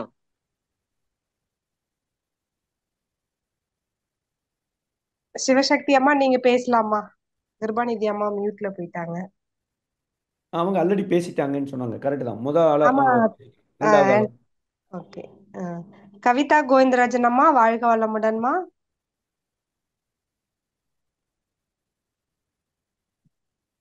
அடுத்த அன்பராக கண்ணன் ஐயா, வாழ்க வளமுடன் ஐயா. நீங்க அன்மியூட் பண்ணிட்டு ஐயா கிட்ட பேசலாங்க ஐயா. ஐயா வாழ்க வளமுடன் ஐயா. வாழ்க வளமுடன் ஐயா, வாழ்க வளமுடன் ஐயா. இப்ப உங்களுடைய ஸ்பீச் ரொம்ப இப்பதான் ஃபர்ஸ்ட் டைம் நான் பார்த்தேன். ஸோ நல்லா அருமையா இருந்தது. எனக்கு இதுல என்ன ஒரு டவுட் அப்படின்னா, ஸோ நான் வந்து பாத்தீங்கன்னா என்னோட செயல்ல நான் செஞ்சுட்டு இருக்கேன். ஸோ அதுல நான் யாருக்கும் எந்த வழியிலையும் நம்ம தவறுகள்ன்ற போக்குக்கு நான் போல. நம்ம இரண்டொழுக்க பண்பாடு தான் மெயினா. ஸோ ஆனா எனக்கு வந்து பாத்தீங்கன்னா ஒரு 6 மாசத்துக்கு ஒரு வாட்டி என்னால தாங்கிக்க முடியாத ஒரு துன்பங்கள் வந்துட்டு இருக்கு. ஸோ அது வந்து உடல் ரீதியாகவும் மன ரீதியாகவும் ரொம்ப பாதிப்படுது. ஆனா அதை என்னால பேலன்ஸ் பண்றேன். ஆனா ஏன் எனக்கு அது அடிக்கடிக்கு வருது? அது என்னுடைய கர்மைய தூய்மையா அப்படின்றது எனக்கு சரியாவே என்னால் புரிஞ்சுக்க முடியல. ஆனா நான் நிறைய வந்து நான் ஃபைட் பண்றேன். ஸோ ஆன்மீகம் அப்படின்றது நம்ம தெய்வத்தோட ஃபைட் பண்றேன். நான் உங்களை வணங்குறேன். ஸோ ப்ரேயர் பண்றேன். ஆனாலும் எனக்கு இவ்வளவு துன்பங்கள் ஏன் எனக்கு கண்டினியூஸா கொடுத்துட்டே இருக்கீங்க? 3 மாசத்துக்கு ஒரு வாட்டி 6 மாசம் ஒரு வாட்டி கண்டினியூஸா கொடுத்துட்டே இருக்கிறீங்க. இது என்னால தாங்கிக்க முடியல அப்படின்ட்டு ஒரு வேதனையான ஒரு கேள்விதான். ஸோ இதுக்கு உங்களால எனக்கு எதனா பதில் சொல்ல முடியுங்களா ஐயா? வாழ்க வளமுடன், வாழ்க வளமுடன். அதாவது நீங்கள் முதல்ல நான் வந்து அந்த துன்பம் கொடுக்காமல் என் கடமையை செய்துட்ருக்கேன் அப்படின்னு சொன்னீங்க. அதுக்கு மிகப்பெரிய பாராட்டுக்கள். இன்னைக்கு அதுதான் வந்து அவசியம் தேவைப்படுகிற ஒரு விஷயம். ஸோ அதை நீங்கள் செய்கிறீங்க, மிகப்பெரிய விஷயம், பாராட்டுக்கள். ரெண்டாவது விஷயம், ஒரு 3 மாதத்துக்கு ஒருக்க 6 மாதத்துக்கு ஒருக்க தாங்க முடியாத அளவுக்கு துன்பம் வருதுன்னு சொல்கிறீங்க. உண்மையிலே நீங்கள் ரொம்ப கொடுத்து வச்சாங்க. ஏன்னா தினசரி வாழ்க்கையிலே போராடிட்டு இருக்கிறவங்க கோடி கோடி கணக்கில் இருக்காங்க. ஸோ முதல்ல கடவுள் நமக்கு எதை கொடுத்திருக்கிறதோ அதற்கு நீங்கள் ஆஃபீஸில் மேனேஜர் இருக்கார். அந்த மேனேஜர் வந்து அந்த வேலையை 2 மணி நேரத்தில் முடிக்கணும்னு சொல்கிறாரு. இதை இன்னைக்கு செய்யாதீங்க, நாளைக்கு செய்யணுங்கிறார். நீங்கள் இன்னைக்கு செய்யலாம்னு நினைக்கிறீங்க, நோ நாளைக்கு இதை செய்யுங்கிறார். இப்போ அவர் சொன்ன ஒவ்வொன்றுக்கும் நான் ஏதாவது முரண்பட்டு, சார் அது நான் இன்னைக்கு பண்ணிடுறேன் சார், உங்களுக்கு நாளைக்கும் நான் அதை பண்ணித்தரேன் சார், இது 2 மணி நேரத்தில் முடியறது சார், அது 3 மணி நேரம் ஆகும் சார், இல்லை அரை நாள் ஆகும் சார் அப்படின்னு நான் ஒவ்வொன்றுக்கும் ஒரு கருத்தை சொல்லிக்கிட்டே இருக்கேன்னு வச்சுக்கோங்களேன். எனக்கு எப்போ லீவ் வேணுமோ அந்த டேட்டில் கொடுக்க மாட்டார். ஒரு அரை மணி நேரம் பெர்மிஷன் கேட்டாலும் ஒரு 4 வார்த்தையை பேசி 5 அட்வைஸை பண்ணி கொஞ்சம் மனசளவில் நம்மளை துன்புறுத்தி தான் கொடுப்பார். சாதாரணமாக 50 பேர் வேலை பார்க்குற ஒரு அலுவலகத்தில் வேலை பார்க்கும் பொழுதே அந்த மேனேஜர் செய்கிற செயலுக்கு நான் கொஞ்சம் கருத்து சொன்னேன்னா எனக்கு கிடைக்கிறது கிடைக்க மாட்டேங்குது. அந்த பிக் பாஸ், இவர் டெம்பரரி பாஸ், இதை விட்டா நான் இன்னொருத்துக்கு போயிட்டே இருக்கலாம். அந்த பிக் பாஸ் இருக்கார, அவர் என்ன கொடுத்துருக்கிறாரோ முதல்ல அதை நான் நிறை மனதோடு ஏற்றுக்கொண்டு இருக்கிறேனா, எந்த அளவுக்கு நான் நிறை மனதோடு ஏற்றுக்கொண்டிருக்கிறேனோ அந்த அளவுக்கு நீங்க நினைக்கிற எண்ணங்கள் செயலுக்கு வர ஆரம்பிச்சிடும். அந்த நிறைமணம் இல்லாம நான் வந்து அதை குறை சொல்லி இதை குறை சொல்லி ஏன் அப்படின்னு எனக்கு 3 மாசத்துக்கு ஒருக்க எனக்கு பிரச்சனை வந்துட்டு இருக்கு அப்படிங்கிற அளவுல நம்ம மனசளவில் நீங்க ஒரு கேள்வியை கேட்டு அது ஃபைட் அப்படின்னு ஒரு வார்த்தை வேற சொல்லிட்டீங்க. அப்போ கடவுள்கிட்ட அதை கேட்குறீங்கன்னு வச்சுக்கோங்களேன். நீங்கள் கடவுள்கிட்ட கேட்குறீங்களோ இல்லையோ, எப்போ மனசில் அந்த உணர்வு வந்து விட்டதோ அங்கே துன்பத்தை நீங்கள் உங்களுக்கு ஏற்படுத்தி கொண்டீர்களோ அது பாவச் செயல் தானே. அப்போ ஏற்கனவே செய்த பாவத்துக்கு தண்டனையாக இந்த ஒரு சம்பவம் நடக்குது 3 மாதத்துக்கு ஒருக்க. இப்போ நான் வேற புதுசாக அதை சேர்த்துறது வந்து இன்னும் கொஞ்சம் அது கூட்டும். அப்போ இந்த சிச்சுவேஷனுக்கு நம்ம போகாம நாம இருக்கிறது தான் இந்த அரிசாண்டல் கிடைமட்ட ஆன்மீக வளர்ச்சி. அந்த உலகியல் வாழ்க்கையில நான் எந்த அளவுக்கு சரியா இருக்கிறேன் அதுதான் முக்கியம். ஸோ அதனால நீங்க என்ன செய்யணும், முதல்ல கடவுள் நடப்பது எல்லாம் சீராக நடந்து கொண்டிருக்கிறது. குற்றவாளி பாவி யாரு என்றும் யாரும் இல்லை. குறை சொல்ல பிறந்தோர் யார் இப்பேர் உலகில், இதுவும் அத்தனையும் மகரிஷியோட வார்த்தைகள். அப்படி இருக்கும் பொழுது உலகத்துல யாரையுமே குறை சொல்ல பிறந்தோர் யாரும் கேட்கிறாரு, அவனை எப்படி குறை சொல்ல முடியும்? அவன்கிட்ட போய் எதை எப்படி கேட்க முடியும்? அவன் எனக்கு எக்ஸ்ட்ராவெல்லாம் எதையும் கொடுக்க முடியாது. செய்த செயலுக்கு உண்டான விளைவை கொடுக்கறது அவனோட வேலை. அப்படிங்கும் போது நீங்க செய்ய வேண்டியது முதல்ல நிறைமனமாக இருக்க பழக வேண்டும். ஒண்ணு. ரெண்டாவது, இந்த 3 மாசத்துக்கு ஒருக்க 6 மாசத்துக்கு ஒருக்க இது ஒரே மாதிரி சிக்கலாக வருகிறது, இல்ல ஏதோ ஒரு விஷயத்துல மட்டும் மீண்டும் மீண்டும் வந்துட்டு இருக்கு. ஒன்றும் இல்லை, கால் வலிக்குன்னே வச்சுக்கோங்களேன். 3 மாசத்துக்கு ஒருக்க மட்டும் திடீர்னு 4 நாளைக்கு கால் வலிக்கு, 3 நாளைக்கு என்னால் நடக்க முடியல. நான் எதையோ மாற்ற வேண்டும். நமக்கு வரக்கூடிய சிக்கல்கள் அத்தனையும் என்னை சிதைக்க வருபவை அல்ல, செதுக்க வருபவை. அது எனக்கு கொடுக்கப்படும் வாய்ப்புகள், சவால்கள். அதை ஒரு வாய்ப்பாக பயன்படுத்தி கொள்வதற்கு என்னுடைய குணத்துல எதை மாற்றணும், என்னுடைய செயல்ல எதை மாற்றணும். நான் இப்ப துன்பம் கொடுக்காம நான் இருக்கேன். 25 வருஷம் வரை நான் துன்பம் கொடுக்காம வாழ்ந்தாலும் சரிதான், சிக்கல் வரும். சிக்கல் வர்றேன்னா ரிட்டர்ன் டேட் எழுதியாச்சுன்னு அர்த்தம். நான் மேலே போக வேண்டிய டேட்டை எழுதிட்டாங்கன்னு அர்த்தம். உயிரோடு இருக்கணும்னா சிக்கல் வந்துட்டு இருக்கணும், வரட்டும். ஆனால் அதை சமாளிக்கிற அளவுக்கு எனக்கு திறமை இருக்கிறது என்று அவன் நம்புகிறான். நான் நம்பாம எப்படி இருக்கிறது அப்போ? ஸோ அதனால நீங்க செய்ய வேண்டியது முதல் விஷயம் நிறை மனதோடு. ரெண்டாவது விஷயம், இந்த சிக்கல் ஒவ்வொன்றும் ஒவ்வொரு மாதிரி இருக்கா, ரெக்கரண்டா திருப்பி திருப்பி அதே மாதிரி வந்து கொண்டிருக்கிறதா என்றால் கண்டிப்பாக நான் என் குணத்தை மாற்ற வேண்டும். இல்லை நான் செய்கிற செயல்ல ஏதோ ஒன்று தப்பு இருக்கு. வயிறு பயங்கரமா வலிக்குது 10 மணிக்கு காலங்காத்தால. ஏன் இப்படி எனக்கு வயிறு வலிக்குது? திருநெல்வேலியிலிருந்து வந்தாருன்னு சொல்லி 1/4 கிலோ அல்வாவை 7 மணிக்கு நான் சாப்பிட்டா வயிறு வலி ஏன் வருது? அவர் என்ன நினைக்கிறான், 1/4 கிலோ அல்வாவை சாப்பிட்ருக்கேன் மடையனை, இந்த மிக்சியை வச்சுட்டு நீ 120 வருஷம் வாழணும், நீ 2 நாள்ல பூராத்தையும் மிக்சியை பூரா பீஸ் பீஸ் ஆக்கிடுவ கொடுக்கேன்னு கருணையோடு எனக்கு அந்த வயிறு வலி என்ற சிக்கலை இறைநிலை கொடுத்திருக்கிறது. அதனால நான் என்ன செய்வேன், உடனே சாப்பிட மாட்டேன்.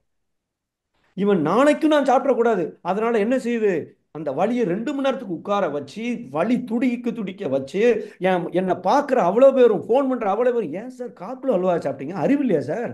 அதுவும் அல்வாவை நீங்கள் ஏதோ அவளை சாப்பிட்ட மாதிரி 1/4 கிலோ அல்வா. அவ்வளோ பேரும் சொல்கிற அட்வைஸ் எல்லாம் நான் வாங்க அந்த பெயின், அந்த துன்பம் பாவப்பதிவு கழிகிறது. என் செயல் திருத்தத்தை ஏற்படுத்தணும் என்பது அவனுடைய நோக்கம். அதை மட்டும் நான் பிக்கப் பண்ணிட்டேன்னா மறுபடியும் அந்த வழி ஏன் வரப்போகுது? நீங்க 1 கோடி ரூபா கொடுத்தாலும் அல்வாவை சாப்பிடுவேன் நான் 1/4 கிலோ அப்படின்னு சொல்லி. சோ அதை நம்ம செய்யணும். அவ்வளவுதான். வாழ்க வளம். நன்றி. ரொம்ப சொல்லுங்க. இப்போ நம்ம வந்து எந்த ஒரு செயல்லையும் நம்ம சரியா இருக்கிறோம். ஆனா நம்ம அவங்க தவறா செய்யற செயலுக்கு நபர்கிட்ட தொடர்பை வந்து நம்ம விலகிக்கிறோம். அவங்க கூட நம்ம தொடர்பு வேண்டான்னு விலகிக்கிறோம். ஆனா அவங்களை மீண்டும் அவங்க வந்து நமக்கு தொந்தரவே கொடுத்துட்டு இருக்காங்க ஐயா. சோ அது எப்படியான பதிவுகளா இருக்கும் ஐயா நமக்கு? இப்போ நம்ம வாழ்க்கையில தொடர்புல இருப்பவர்கள், நம் வாழ்க்கையில் சம்பந்தப்பட்டவர்கள் யாரா வேணாலும் இருக்கட்டும், உறவா இருக்கட்டும், நண்பரா இருக்கட்டும், பக்கத்து வீட்டுக்காரனா இருக்கட்டும், மேனேஜரா இருக்கட்டும், யாரா வேணாலும் இருக்கட்டும், அவன் என்ன முட்டாளா? ரொம்ப கணக்கை போட்டு இந்த ஆளுக்கு இந்த மாதிரி ஒருத்தரை பக்கத்து வீட்டுக்காரனா போட்டா தான் இவன் திருந்துவான், இவனுடைய பாவப்பதிவு ஒரு 10,000 போகும், அதுக்கப்புறம் இவன் இந்த பர்டிகுலர் குணத்தை இவர் விட்டுருவாருன்னு அவன் கணக்கை போட்டு நம்ம வாழ்க்கையில சம்பந்தப்பட்டு இருக்கார். நம்ம யாரையும் கட் பண்றதுக்கு நம்ம கட் பண்ணலாம், ஆனா சரியான கணக்கா இருக்காது. ஏன்னா அவன் கணக்குக்கு அவர் ஏன் என் வாழ்க்கையில சம்மந்தப்பட்டிருக்கணும்? யார் போட்ட கணக்குப்படி அவர் என் வாழ்க்கையில் சம்பந்தப்பட்டிருக்கிறார்? எத்தனையோ கோடி கணக்கா என் வாழ்க்கையில சம்பந்தப்படலை. என் வாழ்க்கையில சம்பந்தப்பட்டவர் 500 பேர் உள்ளார், 1000 பேர் இல்லை 2000 பேர். அந்த 2000 பேர்ல ஒருத்தர் நம்ம வேண்டான்னு சொன்னாலும் திருப்பி துன்பம் கொடுக்காரு அப்படின்னு சொன்னால் அவன் கணக்கை கரெக்டா நடத்திட்டு இருக்கான். அதனால நான் கட் பண்ணக்கூடாது. மகரிஷி என்ன சொல்றாங்க, இந்த மாதிரி ஆட்கள் உங்க மனசுக்குள்ள நீங்க என்ன செய்யணும், மனசார கட் பண்ணாதீங்க. அதுக்காக நீங்களா போய் ப்ராப்ளத்தை இன்வைட் பண்ணணும்னு அவசியம் இல்லை. மனசுக்குள்ள என்ன நினைக்கணும்னா, மனசார அவங்க காலை தொட்டு மெடிடேஷன்ல முடிச்ச அப்புறம் அவங்க காலை தொட்டு, உங்கள் எதிர்பார்ப்பு படி நான் நடக்கவில்லை, என்னை மன்னித்து விடுங்கள், வாழ்க வளமுடன் அப்படின்னு ஒரு 50 தடவை 20 தடவை 100 தடவை செய்ய ஆரம்பிச்சிருக்கேன். இது நம்பர் 1. 2, அவரை நினைச்சு நான் எப்படி உங்களுக்கு உதவ முடியும் அப்படின்னு ஒரு எண்ணத்தை மட்டும் போடுங்கிறார் மகரிஷி. நான் எப்படி உங்களுக்கு உதவ முடியும், நீங்க உதவியெல்லாம் செய்ய வேண்டாம், எப்படி உதவ முடியும் ஒரு எண்ணத்தை போடுங்கிறார். இந்த 2 என்ன செய்து, அவர் துன்பம் கொடுக்கணும்னு நினைக்கிறார அந்த காந்த அலை, அவருடைய எண்ணம், அவருடைய வார்த்தைகள், அவருடைய செயல்கள், அதை நமக்கு வரவிடாம தடுக்குது. முதல் விஷயம். 2வது, போக போக அவருக்குள்ள போய் சேரும். 2 நடக்கலாம். 1, அவர் மாறுவார், இல்ல அவர் உங்க வாழ்க்கை தொடர்புல இருந்து விட்டுட்டு வேற எங்கேயோ டிரான்ஸ்பர் வாங்கி போய்கிட்டே இருப்பார். இந்த 2ல 1 நடந்தே தீரும். ஆனா இதை நம்பிக்கையோடு இப்ப நான் சொன்னது அப்படியே பின்பற்றி பாருங்க, உங்களுக்கே அதனுடைய நான் சொல்றது எவ்வளவு உண்மை என்பதை உங்களால் உணர முடியும். வாழ்க வளமுடன். ஐயா நன்றிங்க ஐயா, ரொம்ப நன்றி. என்னுடைய சந்தேகங்களுக்கு முழுமையா விளக்கம் கொடுத்து மன திருப்தியா இருக்குது. நன்றிங்க ஐயா. வாழ்க வளமுடன். வாழ்க வளமுடன். நன்றி. நன்றிங்க ஐயா, ரொம்ப சிறப்புங்க ஐயா. எல்லாருக்குமே இந்த பதில் ரொம்ப உதாரணங்கள் ரொம்ப சிறப்புங்க ஐயா. நன்றிங்க ஐயா. வாழ்க வளமுடன்.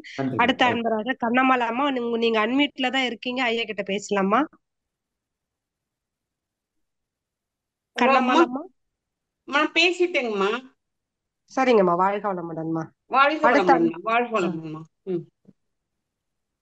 அடுத்த அன்பராக பிரேமாவதி அம்மா, நீங்க அன்மியூட் பண்ணிட்டு ஐயா கிட்ட பேசலாமா? ஐயா வாழ்க வளமுடன். வாழ்க வளமுடன்மா. ஆஹ் இப்போ செங்குத்து வளர்ச்சி கிடைமட்ட வளர்ச்சி சொன்னீங்க. தவம் செய்யற எல்லாரும் செங்குத்து வளர்ச்சியில போற மாதிரி தான் தெரியுது. ஆனா கிடைமட்ட வளர்ச்சி வேகமா போகாத மாதிரி ஒரு எண்ணம் வருதுங்க ஐயா, அது சரியா? 100% சரி. அதுக்கு தான் நம்ம காரணங்கள் போட்டோம். காற்றாற்று வெள்ளம் போல நம்முடைய அறிவு செயல்பட்டு கொண்டிருக்கிறது. அறிவு உணர்ச்சிகளுக்கு அடிமையாவது இயல்புன்னு வேற மகரிஷி சொல்லியிருக்கிறாங்க. 3 மாச குழந்தையே அதான் நடக்குது. அதனால தான் மகரிஷி அவர்கள் இந்த மெய்விளக்க கல்வி பெற்றவர்கள் பல பேரு, ஆனால் அதை பின்பற்றி இந்த சிலரே அப்படின்னு ஒரு வார்த்தையை போட்டிருப்பாங்க. ஸோ அதனால நீங்க நினைக்கிறது கரெக்ட். ஆனா நமக்கு தேவை என்ன? இதை நம்ம யாரெல்லாம் கேட்டிருக்கோமோ, யாரெல்லாம் இது கரெக்ட் கரெக்டின்னு புரிஞ்சிருக்கிறோமோ, நாம செய்ய வேண்டியதெல்லாம், நான் தவம் செய்கிறேன் ஆனா வெளி உலகில் டீல் பண்ணும் பொழுது எனக்கு அது பயன்பட்டு கொண்டிருக்கிறதா, நான் அந்த துன்பத்தை கொடுக்காமல் இருக்கிறேனா அப்படின்னு ஒரு இனி பலி புரியேன், புரிந்தவை களைந்தேன். இதுக்கு அடுத்த ஸ்டெப் தான் இறைநிலை உணர்ந்தேன், இணைந்தேன். எல்லாம் ஒண்ணுதான். நீ யாரு, நான் யாரு, நான் என்ன சொல்றது, எப்படி இது எல்லாமே அன்பு. மகரிஷி அவர்கள் இன்னொரு இடத்துல எழுதிப்பாங்க, இந்த உலகம் எல்லாருமே என்னுடைய சகோதரர்கள்ங்கிற ஒரு எண்ணத்தை தவிர வேற எதுவுமே இருக்காது என்று. ஸோ இது நீங்க நினைக்கிறது கரெக்ட். ஆனா நம்ம மாற வேண்டியது இந்த கிடைமட்ட வளர்ச்சியில அதிகம் ஃபோக்கஸ் பண்ணணும். தவம் மட்டும் நான் செஞ்சா என்னமோ முன்னேறிடுவேன் நாம நினைச்சிட்டு இருக்கோம். ஆனா காலையில இருந்து நைட்டு வரைக்கும் அங்க தகராறு பண்ணும் பொழுது இந்த தவத்தினால் வரக்கூடிய பலன்கள் முழுமையாக எனக்கு கிடைக்காது. ஸோ அதனால உங்களுடைய புரிதல் கரெக்ட். நாம அது என்ன சொல்லுதுன்னு சொன்னால், நான் எங்கே முன்னேற வேண்டும் என்பதை கோடிட்டு காட்டுகிறேன். அவ்வளவுதான். வாழ்க வளமுடன். நன்றிங்க ஐயா. இப்ப இது ரெண்டும் நடந்துச்சுன்னா நம்ம சாமி பாடல் மாதிரி அகம்புறம் ஆனந்தம்னு சந்தோஷமா பாடலாம். Absolutely 100% correct. ரொம்ப நன்றிங்க ஐயா, ரொம்ப நன்றிங்க ஐயா. நன்றிங்க ஐயா. வாழ்க வளமுடன். அடுத்த அன்பராக உமையால் அம்மா, வாழ்க வளமுடன்மா. நீங்க அன்மியூட் பண்ணிட்டு ஐயா கிட்ட பேசலாமா? உங்களுக்கு அன்மியூட் கொடுத்துருக்கோமா? வாழ்க வளமுடன்மா. வாய்ப்புக்கு நன்றிம்மா. வாழ்க வளமுடன்மா. ஐயா வாழ்க வளமுடன் ஐயா. வாழ்க வளமுடன். ஐயா இப்ப கிடைமட்ட வளர்ச்சியில நம்ம இருக்கோம் அப்படின்னா நம்ம அதுல ப்ராக்ரஸா மகிழ்ச்சியா இருக்கிறதுக்கு எப்படிங்க ஐயா நம்ம அதை ஃபாலோ பண்றது? வாழ்க வளமுடன். நம்ம அதுக்கு தான் ஒரு 2 விஷயம் சொன்னோம். இனி துன்பம் கொடுக்கக்கூடாது. 2வது துன்பப்படுவர்கள் அதை புரிந்தவை களைந்தேன், அதுக்கு நம்ம நிறைய உதவி செய்யணும். ரைட்டா? இந்த 2 தான் சொன்னோம். இதுக்கு என்ன பண்ணணும்? முதல்ல அந்த கவிதையே அதுக்கு அடுத்த ஸ்லைட்லேயே சொல்லியிருப்போம். எப்போ நான் எதிர்பார்த்தது நடக்கலையோ அப்போ நெற்றியில் உச்சியில் ஞாபகமாயிரு அப்படின்னு சொல்லியிருப்போம். ஸோ அதனால நான் நினைச்சது எப்போ நடக்கலையோ ஆக்னையில பூர்வ மத்தியில எண்ணத்தை கொண்டு வரணும். இந்த எண்ணத்தை கொண்டு வந்துட்டா என்ன நடக்கும்? நமக்குள்ள இருக்கிற கருமையத்தில் இருக்கிற பதிவின் காரணமாக நான் பேசுற இவங்க என்ன குறுக்க பேசிட்டு இருக்கா அப்படின்னு ஒய்ஃப் மேல எனக்கு கோபம் வருதுன்னு சொன்னால், அந்த கோபத்தை தூண்டுகிற அளவுக்கு கருமையத்திலிருந்து ஒரு எண்ணம் எனக்கு வரும். ஆனா நான் இப்போ பூர்வமத்தில் எண்ணத்தை வச்சுட்டேன்னா அதை ஆஃப் பண்ணிடுறேன். நோ நோ நோ, ஏற்கனவே கொண்டு வந்த பாவத்துல இந்த அம்மா இப்படி கத்திட்டு இருக்காங்க, நான் திருப்பி கத்தலாமா? அது இதுக்கு துன்பம் கூடுமே. சே சே சே சே சே சே. அவங்க என்ன வேணாலும் கத்தட்டும், தப்பு அவங்க மேலேயே இருக்கட்டும், ஆனா நான் எப்படி இருக்கும் அப்படிங்கிற ஒரு விழிப்பு நிலை வருவதற்கு நெற்றியில் உச்சியில் ஞாபகமாயிரு. இவ்வளவுதான். இது நீங்க மெடிடேஷன் ஒழுங்கா பண்ணுனீங்கன்னா அலைச்சூழல் கம்மியா இருக்கும். ஆக்னேயில நான் உருப்படியா தவம் செய்தால் கண்டிப்பா நினைச்ச உடனே புருவத்தில் எண்ணத்தை கொண்டு வந்துட முடியும். ஆக்னையே எனக்கு சரியா வரல, நான் 4 மாசமா பிராக்டிஸ் பண்ணாலும் நினைச்ச உடனே எனக்கு புருவ மத்தியில் அழுத்தம் வரல என்றால் இது எனக்கு பயன்படாது. அப்போ முதல்ல தவத்தை நான் ஒழுங்கா செய்ய ஆரம்பிக்கணும். ஸோ செய்ய வேண்டியது முதல் ஸ்டெப்பு நெற்றியில் உச்சியில் ஞாபகமாயிரு. இன்னும் போக போக மகரிஷி அவர்கள் பல வழிமுறைகள் கொடுத்துருக்காங்க. மன விரிவு. நாம இங்கேயே அறிவை செலுத்தக்கூடாது, மனசை வச்சிருக்க கூடாது. டப்புன்னு அப்படி மேல மேல மேல மேல மனசை கொண்டு போயிடணும். அங்கேருந்து பார்க்கும்போது இதெல்லாம் ஒரு சப்ப மேட்டர், இதுக்கா சே என்ன கேவலமா நான் திங்க் பண்ணியிருக்கேன் அப்படின்னு தோணும். அப்போ இதுதான் வந்து பேரறிவு நிலைக்கு உயர்த்துவது. ஸோ அதுதான் மகரிஷி அவர்கள் துரியாதீத தவம், பஞ்சபூத நவகிரக தவம் இதெல்லாம் நமக்கு கொடுத்துருக்காங்க. ஸோ இதைத்தான் நீங்க செய்யணும். இது காலையிலிருந்து நைட்டு வரைக்கும். இது எல்லாத்துக்கும் அடிப்படையாக நம்ம பின்பற்ற வேண்டிய முதல் விஷயம் என்னன்னா பொறுமையாக இருப்பது. அதுக்கு தான் இந்த பொறுமைசாலி தான் நான் இப்போ மார்ச் 28 நம்ம ஆரம்பிச்சிருக்கோம். ஸோ பொறுமையாக இருக்கிறதுக்கு நீங்கள் நாம் சொன்ன அந்த டெக்னிக்கு அந்த குரூப்பில் சேர்ந்தீங்கன்னா மாதம் ஒரு டெக்னிக் சொல்லுவாங்க. மகரிஷி சொன்ன டெக்னிக் தான் அத்தனையும். மகரிஷியை விட்டு நம்ம வெளியில் எங்கேயும் போகிறதில்ல. ஸோ அந்த டெக்னிக்கை நீங்கள் மாதம் மாதம் கேட்டு உங்களுடைய டார்கெட்டை கொஞ்சம் கொஞ்சம் கொஞ்சம் கொஞ்சமாக குறைச்சி ஜீரோவுக்கு கொண்டு வரணும். ஸோ அதை தான் நீங்கள் செய்யணும். நன்றி, வாழ்க வளமுடன். மிக்க நன்றி ஐயா, வாழ்க வளமுடன் ஐயா. அம்மா நன்றிங்க அம்மா, வாழ்க வளமுடன். நன்றிகள் ஐயா. அன்பர்களுக்கு ஒரு அன்பு வேண்டுகோள், நேரம் கருதி உங்க கேள்விகளை சுருக்கமா கேட்டீங்கன்னா எல்லாருமே கேள்வி கேட்கலாம். இப்போ வந்து ஓப்போ அப்படின்ற பேர்ல வந்திருக்கீங்க, நீங்க அட்மிட் பண்ணிட்டு ஐயா கிட்ட கேள்வி கேட்கலாம். Oppo A53. ஐயா வாழ்க வளமுடன். வாழ்க வளமுடன்மா. ஐயா இன்னைக்கு உங்களுடைய சிந்தனை முறையும் கேள்விகளுக்கு நீங்க கொடுக்கிற பதிலும் ரொம்ப ரொம்ப சூப்பரா இருக்குதுங்கய்யா. நான் போன வாரம் உங்களோட கோயிலுக்கு போகலாமா அந்த உரை கேட்டேன். ரொம்ப வருஷமா எனக்கு இருந்த ஒரு டவுட் வந்து கிளியர் ஆச்சுங்கய்யா. இப்ப நம்ம கோயிலுக்கு போகும்போது நான் அந்த காந்தத்தை வந்து எனக்குள்ள செலுத்திட்டே அந்த அங்க இருக்கிற அந்த வைப்ரேஷனை வந்து கொண்டு வரும்போது எனக்கு ரொம்ப நல்ல ஃபீல் வருது. நான் முதல்ல வந்து ரெஸ்ட்ரிக்ட் பண்ணிக்குவேன், ஒரு நாள் போனா போதும், ஒரு ஃப்ரைடே போறோமா அவ்வளவுதான் அப்படின்னு நினைச்சிட்டு இருந்தேன். இப்ப வந்து எப்பவெல்லாம் எனக்கு வாய்ப்பு கிடைக்குதோ அப்பவெல்லாம் எல்லா கோயில்களுக்குமே போய் அந்த காந்தத்தை வந்து எனக்குள்ள கொண்டு வர நான் முயற்சி பண்றது வந்து உங்களோட ஸ்பீச்னாலதாங்கயா. நிறைய டைம் அதை ரிப்பீட்டடா கேட்கும் போது உண்மையாலுமே ஒரு ரொம்ப ஆத்ம திருப்தியா இருக்குது. நீங்க வாழ்க வளமுடன் ஐயா, அது சொல்றதுக்காக தாங்க ஐயா கூப்பிட்டேன். நன்றிங்க ஐயா. வாழ்க வளமுடன். நான் வந்து ஒரு சின்ன போஸ்ட்மேன் வேலை பார்த்துருக்கேன், பணம் அனுப்பிச்சது அவரு. ஓகேவா? வாழ்க வளமுடன். நன்றிங்க ஐயா. நன்றி. நன்றிகள் ஐயா, வாழ்க வளமுடன். அடுத்த அன்பராக சாந்தி கண்ணன் அம்மா, நீங்க அட்மிட் பண்ணிட்டு ஐயா கிட்ட பேசலாமா? ஐயா வாழ்க வளமுடன் ஐயா. வாழ்க வளமுடன்மா, எப்படி இருக்கீங்க? வாழ்க வளமுடன். நல்லா இருக்க ஐயா, நீங்க எப்படியா இருக்கீங்க? சூப்பரா இருக்கும். வாழ்க வளமுடன். இன்னைக்கு என்ன சூழ்நிலைனா, என்ன ஆன் பண்ண என்னால மீட்டிங் ஃபுல்லாவே கேட்க முடியல. நான் யூடியூப்ல கேட்டுக்கிறேன்.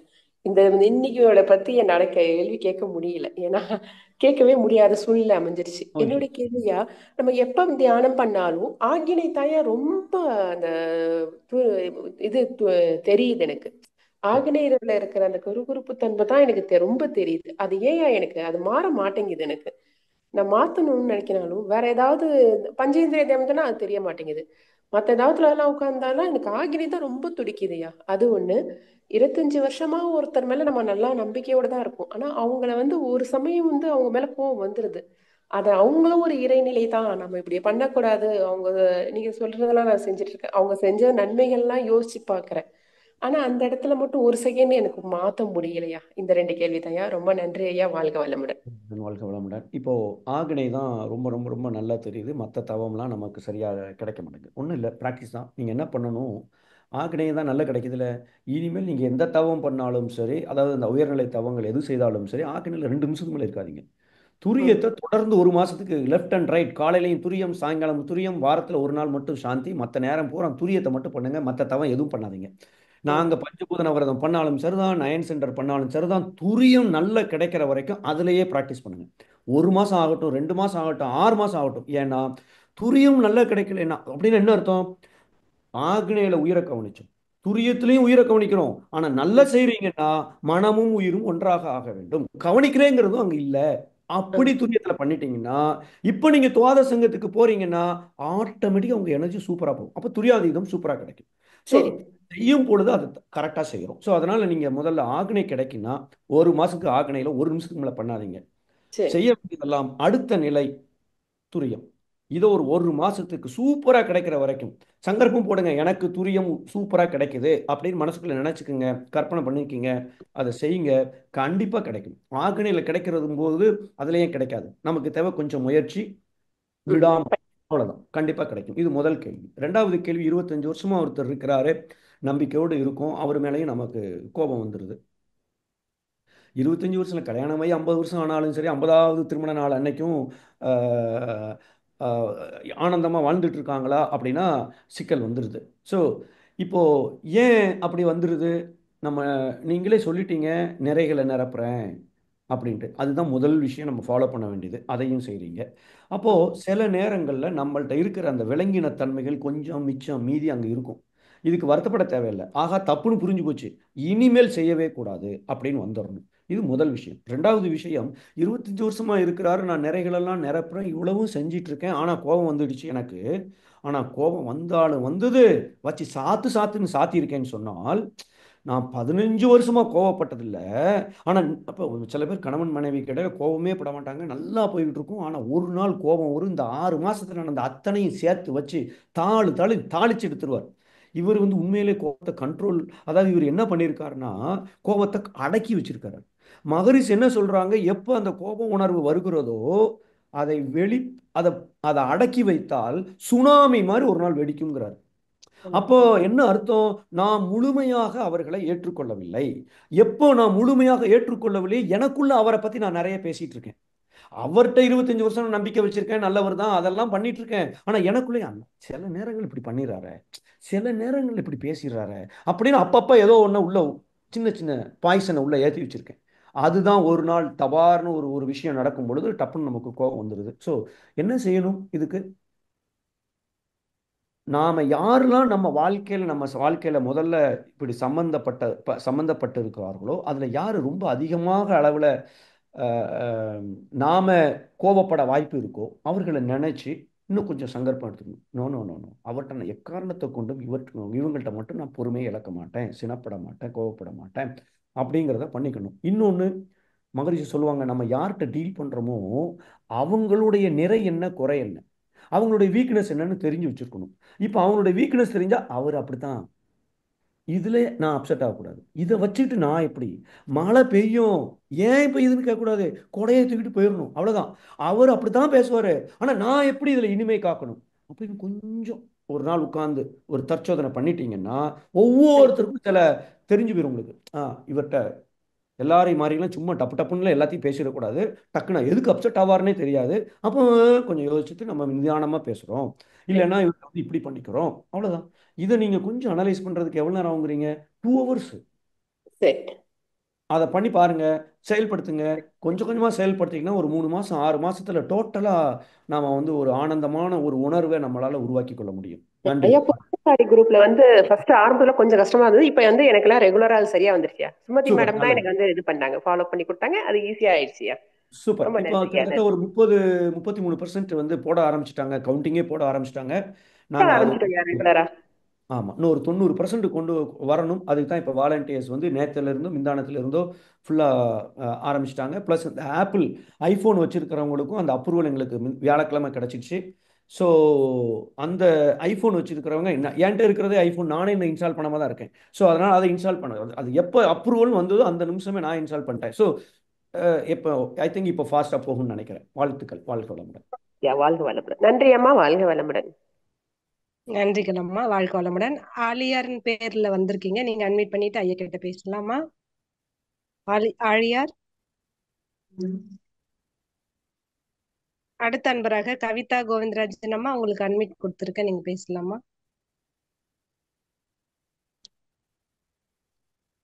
கவிதா கோவிந்தராஜன் அம்மா. இந்த பொறுமைசாலி தான் நான் யாரோ கேள்வி கேட்டிருந்திருக்கீங்க சேட் பாக்ஸில். அங்கே எங்கள் ஒரு வாலண்டியர் ரேவதின்னு சொல்லிட்டு அவங்க வந்து அந்த சேட் பாக்ஸில் அந்த லிங்கே கொடுத்துருக்காங்க, நீங்கள் அதை கிளிக் பண்ணிங்கன்னா இணைஞ்சிடலாம். ஸோ இல்லாதவங்க இன்னும் தெரியாதவர்கள் என்னுடைய மொபைல் நம்பருக்கு ஒரு வாட்ஸ்அப் மெசேஜ் அனுப்புங்க, கண்டிப்பாக அதில் நம்ம சேர்த்து விட்டுருலாம். நன்றி, வாழ்க்கை. அடுத்த அன்பராக சாம்சங் பேர்ல வந்திருக்கீங்க, நீங்க அன்மியூட் பண்ணிட்டு ஐயா கிட்ட பேசலாம். வாழ்க வளமுடன்மா. நன்றிமா ஐயா. வாழ்க வளமுடன். வளமுடன். ரொம்ப சிறப்பான விளக்கம் ஐயா. ஆன்மீகத்துல முன்னேறணும்னா அதுக்கு எவ்வளவு வழிகள், அது எந்த முறையில அது நம்ம நடந்துக்கணும், நிறைய கருத்துக்கள் ரொம்ப சிறப்பா சொன்னீங்க ஐயா. நானும் உங்க பொறுமைசாலி இதுல இணைஞ்சிருக்கேன், ஆனா எனக்கு அதை எப்படி யூஸ் பண்றதுன்னு தெரியல, அதனால சைலண்டா இருக்கேன், ஒன்றும் பண்ண முடியாம. எனக்கு ஒரு சந்தேகங்கய்யா. இப்ப நிறைய பேர் கேட்ட கேள்விகள் தான், ஆனா நம்ம பாத்தீங்கன்னா இப்போ நம்ம பொண்ணாட்டம் இல்ல பிள்ளையாட்டம் இல்ல ரிலேஷன்ஸ் ஆகட்டும், எக்ஸாம்பிள்ஸ் எடுத்துக்கிட்டீங்கன்னா எல்லார்கிட்டயுமே தப்பு இருக்கு, இல்லைன்னு சொல்ல முடியல. ஆனா நம்ம கிட்ட நம்ம ஒண்ணுமே பண்ணாமையே நீங்க சொன்ன மாதிரி கோச்சிக்கிட்டு பேசாம அவங்க பாட்டுக்கு இருக்காங்க. நம்ம வந்து போய் இப்ப ஏதாவது செய்யலாம்னா அவங்க நடந்துகிட்ட முறையில நம்முடைய தன்மானத்தையே நம்ம இழக்கிற மாதிரி ஒரு சுச்சுவேஷனை உருவாக்கிட்டாங்க. அது திரும்ப போறதுக்கும் நமக்கு அந்த ஈகோன்றது தடுக்குது. ஏன்னா நம்ம பெரியவங்களா இருக்கிறோம், அவங்க நம்மளை வந்து ரொம்ப கீழே மட்டம் தட்டி நம்மளை வழி நடத்துறாங்க. அப்ப நம்ம குரு கிட்ட சொல்லிட்டு, குருவே அதுக்கு எந்த வழி நீங்க எனக்கு சொல்லி கொடுங்க, நான் அது மாதிரி நான் நடந்துக்கிறேன் அப்படின்ற நிலையில இப்ப ஓடிக்கிட்டு இருக்கேங்கய்யா. அதுக்கு என்ன தீர்வுங்கய்யா? நம்மளா போனா ஒரு சிலர் இப்ப எங்க வீட்லயே எடுத்துக்கிட்டீங்கன்னா அவர் என்ன சொல்ற, நம்மளா போய் திரும்ப போனா நமக்கு ஒரு மரியாதை இருக்காது. இன்னும் நம்ம அது அப்படி அது வந்து கரெக்ட்டுங்களாயா? அதுக்கு கொஞ்சம் விளக்கம் கொடுங்கய்யா. வாழ்க வளமுடன். இது வந்து நீங்க ரெண்டு விதமா பார்க்கணும். ஒன்று,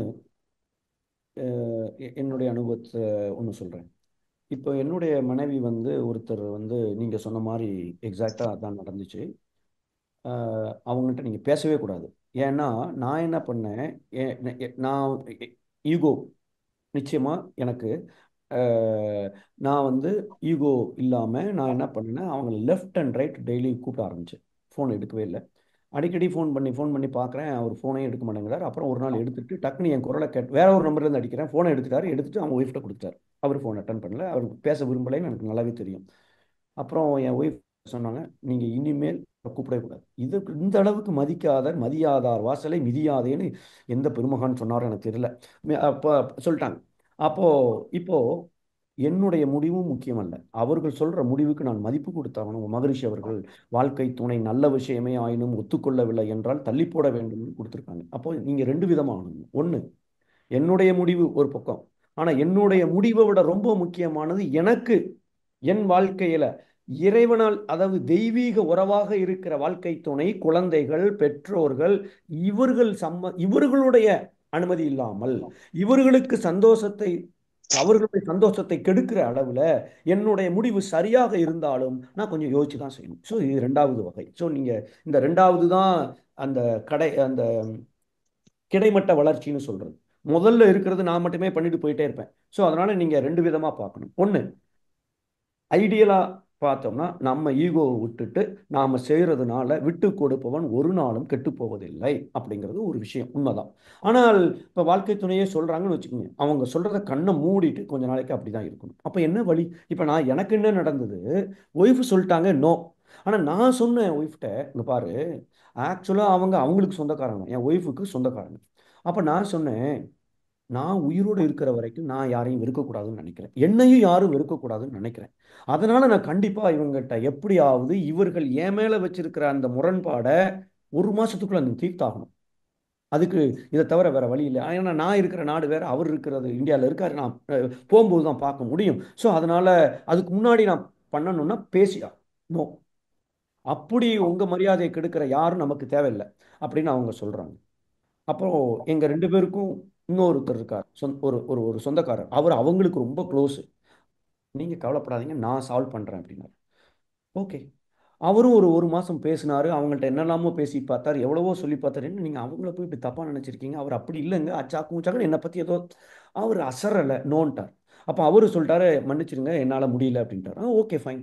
அப்போ என் ஒய்ஃபு சொல்றாங்க, பார்த்தீங்களா அவங்களும் ட்ரை பண்ணிட்டாங்க, அவர் குணம் அப்படித்தான், நீங்க இதுக்கு நீங்க ஒதுக்குறது தான் பெட்டர் அப்படின்ட்டார். ஓகே, இப்போ நான் சொல்ற டெக்னிக்கை நான் ஃபாலோ பண்ணினேன். அதை வச்சு தான் இந்த டெக்னிக்கை நான் ஒரு 100-200 பேருக்கு நான் சொல்லியிருக்கேன், ஒர்க் அவுட் ஆயிருக்கு. நான் என்ன பண்ணினேன், அவரை இப்போ கொஞ்ச நேரத்துக்கு முன்னாடி யாரோ கேட்டாங்களே, அவர் மாரிமுத்து சாரா இல்லை யாரோ ஒருத்தர் கேட்டாங்க, அவங்களுக்கு சொன்ன பதில் தான், அவரை மனசால நினைச்சுக்கணும், காலை தொட்டணும், நீங்கள் எதிர்பார்த்தபடி நான் நடக்கவில்லை, என்னை மன்னித்து விடுங்கள், வாழ்க வளமுடன். 10 நாளுங்க அவர் ஃபோன் பண்றாரு எனக்கு. ஃபோன் பண்ணி அவரா என்கிட்ட பேசுறாரு. நான் உள்ள போய் சமாதானம் பண்ணவங்களை தூக்கி வீசிட்டாரு, ஒன்றும் பண்ணல, அவரா கூப்பிடுறாரு. அவ்வளவு சக்தி வாய்ந்தது இந்த வாழ்த்து. அதை கொஞ்சம் கரெக்டாக செஞ்சிட்டிங்கன்னா போதும். இதை நீங்கள் செஞ்சீங்க, நீங்கள் கணவர் சொல்கிறத மீறி நீங்கள் போகணுன்னு அவசியம் இல்லை, தப்பு தான். ஆனால் இப்படி இருக்கிறதும் தப்பு தான், ஆனால் அந்த தப்போட இந்த தப்பு குறைதான். ஸோ ஆனால் இதை செஞ்சிட்டிங்கன்னா ரெண்டும் சால்வ் ஆயிடும். அதனால் அப்படி முயற்சி பண்ணி பாருங்கள். எக்காரணத்தை கொண்டு நம்ம ஈகோ இல்லாமல் இதை செய்ய ஆரம்பிச்சிட்டிங்க, தானாக நடக்கும். நன்றி, வாழ்க வளமுடன். நன்றிங்க ஐயா, வாழ்க வளமுடன் ஐயா. ஐயா வாழ்க வளமுடன். நன்றிங்க, ரொம்ப சிறப்பான விளக்கம் ஐயா. ஆனா நான் ரொம்ப நேரம் சொல்றது இல்லை, நீங்க சொன்ன மாதிரி நான் தவம் முடிச்சுட்டு காலைல அப்படியே மானசீகமா காலைல விழுந்து மன்னிப்பு ஒரு டைம் தான் கேட்பேன். நீங்க சொன்ன மாதிரி 50 முறை 100 முறை இனிமேல் முயற்சி பண்ணி செஞ்சிடுறேங்கய்யா. வாழ்க வளமுடன். நன்றிங்கய்யா. நீங்க அந்த பொறுப்பேசாலையில எப்படி போடுறதுன்னு தெரியலன்னு சொன்னீங்க, உங்க நம்பரை சேட் பாக்ஸ்ல போட்டீங்கன்னா எங்க நிர்வாகிகளை நான் கூப்பிட சொல்றேன். சரிங்க, கண்டிப்பா. நன்றி. நன்றிங்க, வாழ்க வளமுடன். வாழ்க வளமுடன். வாழ்க வளமுடன் ஐயா. 1 மணிக்கு செஷன் நம்ம முடிக்கணும் ஐயா. இன்னும் ஒரு 5 பேர் இருக்காங்க ஐயா, 5 அன்பர்கள் இருக்காங்க. எவ்வளவு சீக்கிரம் முடியுமோ பார்க்கலாம். ஷூர், ஆ. முடிஞ்ச அளவுக்கு. கவிதா கோவிந்தராஜன் அம்மா, நீங்க அன்மியூட் பண்ணிட்டு ஐயா கிட்ட பேசலாமா? உங்களுக்கு 2வது முறையா வாய்ப்பு கொடுக்குறோம். ஐயோ, வாழ்க வளமுடன் அம்மா, வாழ்க வளமுடன் ஐயா.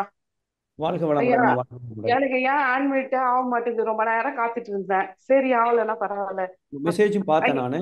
ஆ, ஐ திங்க் நீங்க அனுப்பிச்ச வாய்ஸ் மெசேஜ் எல்லாத்துக்கும் நான் ரிப்ளை அனுப்பிச்சேன்னு நினைக்கிறேன். எதுவும் பெண்டிங் ஆமா இருக்காதுன்னு ஆமா நினைக்கிறேன். அனுப்பிச்சீங்க, நல்லது, சொல்லுங்க. அனுப்புனீங்க. சரி, ஐயா, இது காற்றாட்டு வெள்ளம் போல நம்ம அறிவு வந்து அதை விட வேகமானதுங்க. அதே மாதிரிதான் வேகமா பாயிறாங்கல்ல மத்தவங்களும் நம்ம மேல. அது வந்து நம்ம ஹேண்டில் பண்ணவே முடியல. அதான் நம்ம அமைதியா போனா கூட அந்த அறிவுன்றது எப்படி பேசுறது, எப்படி பண்ணணும்னே தெரிய மாட்டேங்குது. அது நம்ம எப்படிதான் அட்ஜஸ்ட் பண்றதுன்னே தெரியல. ரொம்ப கஷ்டமா இருக்குதுல்ல அந்த டைம்ல. நம்ம அமைதியா போனா கூட அது நம்ம மேல வந்து பாயிற மாதிரி இருக்கு. வாசம்தான்.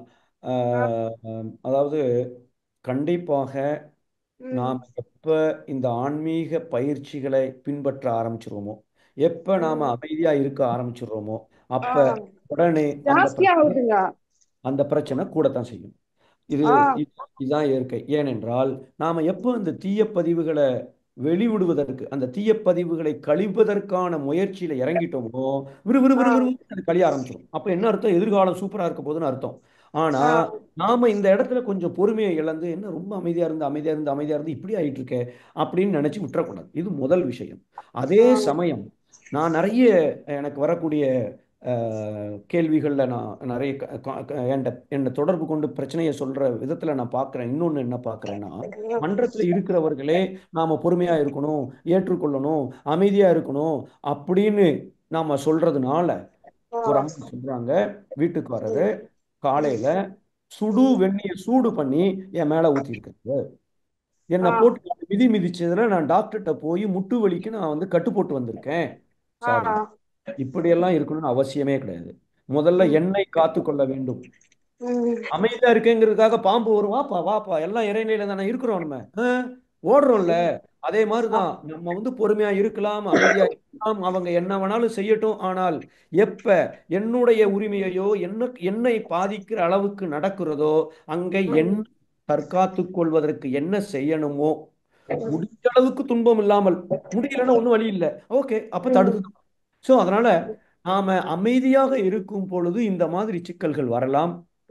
ஒண்ணு, நாம நம்மளை பாதிக்காம, அதாவது உடல் அளவுல பாதிக்காம இருக்கிறது என்றால், நாம அந்த இடத்துலயும் பொறுமை காத்துக்கொண்டு, ரைட்டு, நீ என்ன பண்ணுமோ பண்ணு, என்ன செய்வ நீ, அவ்வளவுதானே. அதான் எங்க பொண்ணே கேக்குறாயா, அதாவது நீ வந்து என்னை பெத்துக்கல, என்னை வந்து குப்பையில இருந்து தானே எடுத்துட்டு வந்த, அதனால நீ எனக்கு பாகுபாடு தானே பாக்குற அப்படின்னு கேட்கும்போது மனசு கஷ்டமா இருக்குல்ல. நம்ம உயிரே கொடுத்து நம்ம பாக்குறோம், இருந்தாலும் அந்த வார்த்தை கேட்கும்போது அப்படியே நம்மள அறியாமலே மனசு வந்து வெறுத்து போகுது. அந்த மாதிரி வார்த்தை எல்லாம் கேட்கலாமா முதல்ல? கரெக்ட், தப்பு தான். நீங்க வந்து அதாவது எந்த அம்மாவும் நிச்சயமா அப்படிப்பட்ட ஒரு செயல் இருக்கவே இருக்காது. இது அவங்க வந்து குழந்தைகள், அவர்களுடைய முதிர்ச்சி, மெச்சூரிட்டி, அவ்வளவுதான். இது நம்ம குழந்தைகள், அவங்க கேட்கறதுல நீங்க மனசுக்குள்ள போட்டு ஏத்தவே ஏத்தாதீங்க. யாரு கேட்டிருக்கா? நம்ம பெத்த பிள்ளை தானே கேட்டிருக்கு, என்ன வேணாலும் கேட்கட்டும். அதனால அதை வந்து நீங்க அதை வந்து மனசுக்குள்ள இவ்வளவு தூரத்துக்கு உங்க மனசை கண்ணுல கண்ணீர் வர்ற அளவுக்கு உங்க மனசுல வந்து அதை நீங்க ஏத்துறது வந்து நம்ம குழந்தை தான், அவ்வளவுதான், அதோட முடிஞ்சு நான் போச்சு. அப்படி நினைக்கிறேன்யா, அது மாதிரி நினைக்க மாட்டேங்குது. நான் என்னதான் உயிரை கொடுத்து பார்த்தாலும், நீ என்னை குப்பையில இருந்து தானே எடுத்துன்னு வந்த, அடுத்தவங்க கிட்ட சொல்லும் போது நமக்கு எவ்வளவு கஷ்டமா இருக்கும். கரெக்ட், நிச்சயமா கஷ்டமா இருக்கும். அதாவது அவங்க அப்படி நினைச்சிட்டாங்கன்னு வச்சுக்கோங்களேன், நீங்க கடவுள் ஆயிட்டீங்கன்னு அர்த்தம். நம்ம கடவுள் ஆத்துக்கு தான் முயற்சி பண்ணிட்டு இருக்கோம். அப்ப என்ன நடக்கும்? நான் நினைக்கிற மாதிரிலாம் அவங்க நடக்க மாட்டாங்க அது வரைக்கும். அதனால அப்படிதான் இருப்பாங்க. அப்படி இருக்கும் பொழுதும் நான் இத சரி சொல்லட்டும் சொல்லுங்க அப்படின்னு சொல்லிட்டு விடுங்க. ஒண்ணு, அவங்க இன்னொருத்தர்கிட்ட சொல்றாங்கன்னு வச்சுக்கோங்க, இது கொஞ்சம் அடிக்கடி வச்சுக்கோங்க, இது வந்து நீங்க மனசார அவங்களையும் வாழ்த்துங்க, பொண்ணையும் வாழ்த்துங்க. சில நேரங்கள்ல நீங்க பொண்ணோட திருப்திக்காக ஏதாவது செய்ய முடியும்னா அதையும் செய்யுங்க. அதாவது நிறைய செய்வேன்யா, உயிரை கொடுத்தே செய்வேன். அப்ப கூட அது வந்து நம்மள வந்து இந்த மாதிரி கேள்வி கேக்குதுன்னா அப்ப நமக்கு கஷ்டமாயிடுது. அதாவது எனக்கே இல்லைன்னா கூட இருந்தான்னு கொடுத்துடுவேன். அவ பசங்களுக்கும் நான் தான் பாக்குறேன். அப்படி இருக்கும்போது அம்மாவை தானே நம்ம இந்த கேள்வி கேட்கிறோமே, இந்த மாதிரி பதில் சொல்றோமே, அதுவும் நான் கம்மியா சொல்றது அவ ஜாஸ்தி சொன்னா, அதெல்லாம் நமக்கு சொல்றதுக்கு இப்ப ஆகாது. அந்த மாதிரி கேக்குறா. இப்ப வந்து நம்ம மாப்பிள்ளை இருக்கான், மாப்பிள்ளைக்கு எதிரில கேட்கலாமா, இன்னொருத்தர் வீட்டுக்கு வந்திருக்கிறாங்க அவங்க எதிரில கேட்கலாமா, அந்த சிந்தனையே இல்ல அவளுக்கு. நீங்க நம்ம போய் யார்கிட்ட கஷ்டப்பட்டாலும் நம்மள ஏலக்காரமா பார்ப்பாங்க. அதனால நான் யார்கிட்டயும் நான் பேசுறது இல்ல. வாசம்தான். நீங்க என்ன பண்ணணும்னா, அவங்க சொல்றதுல இருந்து மனசை வந்து கொஞ்சம் பற்றற்ற நிலைக்கு நீங்க கொண்டு வரணும். இதை வேற யாரோ பேசுறாங்க, வேற யாரையோ பத்தி பேசுறாங்கன்னு மனசளவுல நினைங்க. நீங்க எந்த அளவுக்கு அவங்க செய்யறதோட நீங்க அட்டாச் ஆகிறீங்களோ, எந்த அளவுக்கு அதோட இணைஞ்சிடுறீங்களோ அந்த பெயின்ல, அதை நீங்க கொஞ்சம், அதாவது யார் என்ன பண்ணாலும் சரி, நீங்க மனசளவுல ஸ்ட்ராங் ஆகிற வரைக்கும் அது தொடரும். நான் மனசளவுல எந்த அளவுக்கு ஸ்ட்ராங் ஆகணும், நீ என்ன வேணாலும் பேசு, நான் வந்து அவ்வளவு பெரிய முட்டாள்னு சொல்லு, குப்பையில இருந்து எடுத்தேன்னு சொல்லு, நீ என்ன வேணாலும் சொல்லு, ஆனா நான் அப்செட் ஆகாம இதை நான் சமாளிக்க போறேன்னு அவன் நம்புறான், அவன் எதிர்பார்க்கிறான். அப்ப நீங்க அந்த தைரியத்தோடு அதை கவனிச்சு பாருங்க. இப்ப என்ன செய்தால் இது மாறும்னு அந்த அந்த தீர்வு கிடைக்க ஆரம்பிச்சிடும். உள்ளுணர்வு சொல்லும். அது உண்மையிலே கஷ்டமான விஷயம்தான் நீங்க நீங்க நீங்க அனுபவிக்கிறது. ஆனா இப்படி ஒரு கஷ்டமான சூழ்நிலையிலும் வேதாத்திரியம் உங்களுக்கு தெரிஞ்சிருக்கு. இதை வச்சுக்கிட்டு இதை விட 10 மடங்கு பிரச்சனை வந்தாலும் சமாளிச்சிடலாம், அப்ப இதெல்லாம் கால் தூசி மாதிரி அப்படிங்கிற ஒரு நம்பிக்கை. அப்படிதான் மனசு ரொம்ப, அதாவது தைரியமா எடுத்து நமக்கு நீங்க தைரியமா இருக்கீங்கன்னு உங்க உங்க வார்த்தைகள் சொல்லுது, ஆனா மனசு கண்ணீர் குட்டுது. சோ அப்போ நீங்க கொஞ்சம் அதுலயே மனசு ஃபோக்கஸ் பண்ணுங்க. மற்றவங்க மேல சிந்தனை செய்யறதுக்கு பதிலா நீங்க பிரச்சனையை அதிகம் சிந்தித்தால் பிரச்சனை கூடும், தீர்வை அதிகம் சிந்தித்தால் தீர்வு கூடும். ஸோ அதனால அதை சிந்திக்காதீங்க. நான் எப்படி இருக்கணும், என்ன பண்ணணும், இதை மட்டுமே கொஞ்சம் அதிகம் சிந்தனை செய்யுங்க. வாழ்த்துக்கள். என்னுடைய மெடிடேஷன்ல நான் பிளஸ் பண்றேன். வாழ்க வளமுடன். நன்றி. நன்றிங்க. வாழ்க வளமுடன். வாழ்க வளமுடன். டைம் ஆயிடுச்சுன்னா முடிச்சுக்கலாம்னு நினைக்கிறேன். 1 மணி ஆயிடுச்சு அப்போ உங்களுக்கு. ஆமாங்க ஐயா. சரி. நன்றிங்கம்மா. நிறைவு செஞ்சுக்கலாமா ஐயா? இன்னும் ஒரு 4 நண்பர்கள் தான் இருக்காங்க, ஆனா நேரம். நீங்க அந்த ஹேண்ட் ரைஸ் பண்ணிருக்கிறவங்க என்னுடைய வாட்ஸ்அப்புக்கு ஒரு சின்ன மெசேஜ் பண்ணுங்க. நான் கண்டிப்பா உங்களுக்கு ஒரு வாய்ஸ் மெசேஜ் ஒரு 2-3 டேஸ்க்குள்ள அனுப்புறேன். என்னுடைய நம்பரை வந்து நான் இப்போ சேட் பாக்ஸ்ல போட்டிருக்கேன். வாழ்க வளமுடன். நன்றிங்க ஐயா. வாழ்க வளமுடன் ஐயா. ரொம்ப சிறப்பான செஷனுங்க ஐயா. கேள்வி பதில் நிகழ்வும் ரொம்ப அருமையா இருந்ததுங்க ஐயா. ரொம்ப ரொம்ப நன்றிங்க ஐயா. வாழ்க வளமுடன் ஐயா. நம் கடமை அறவாழ்வின் நாட்டத்தே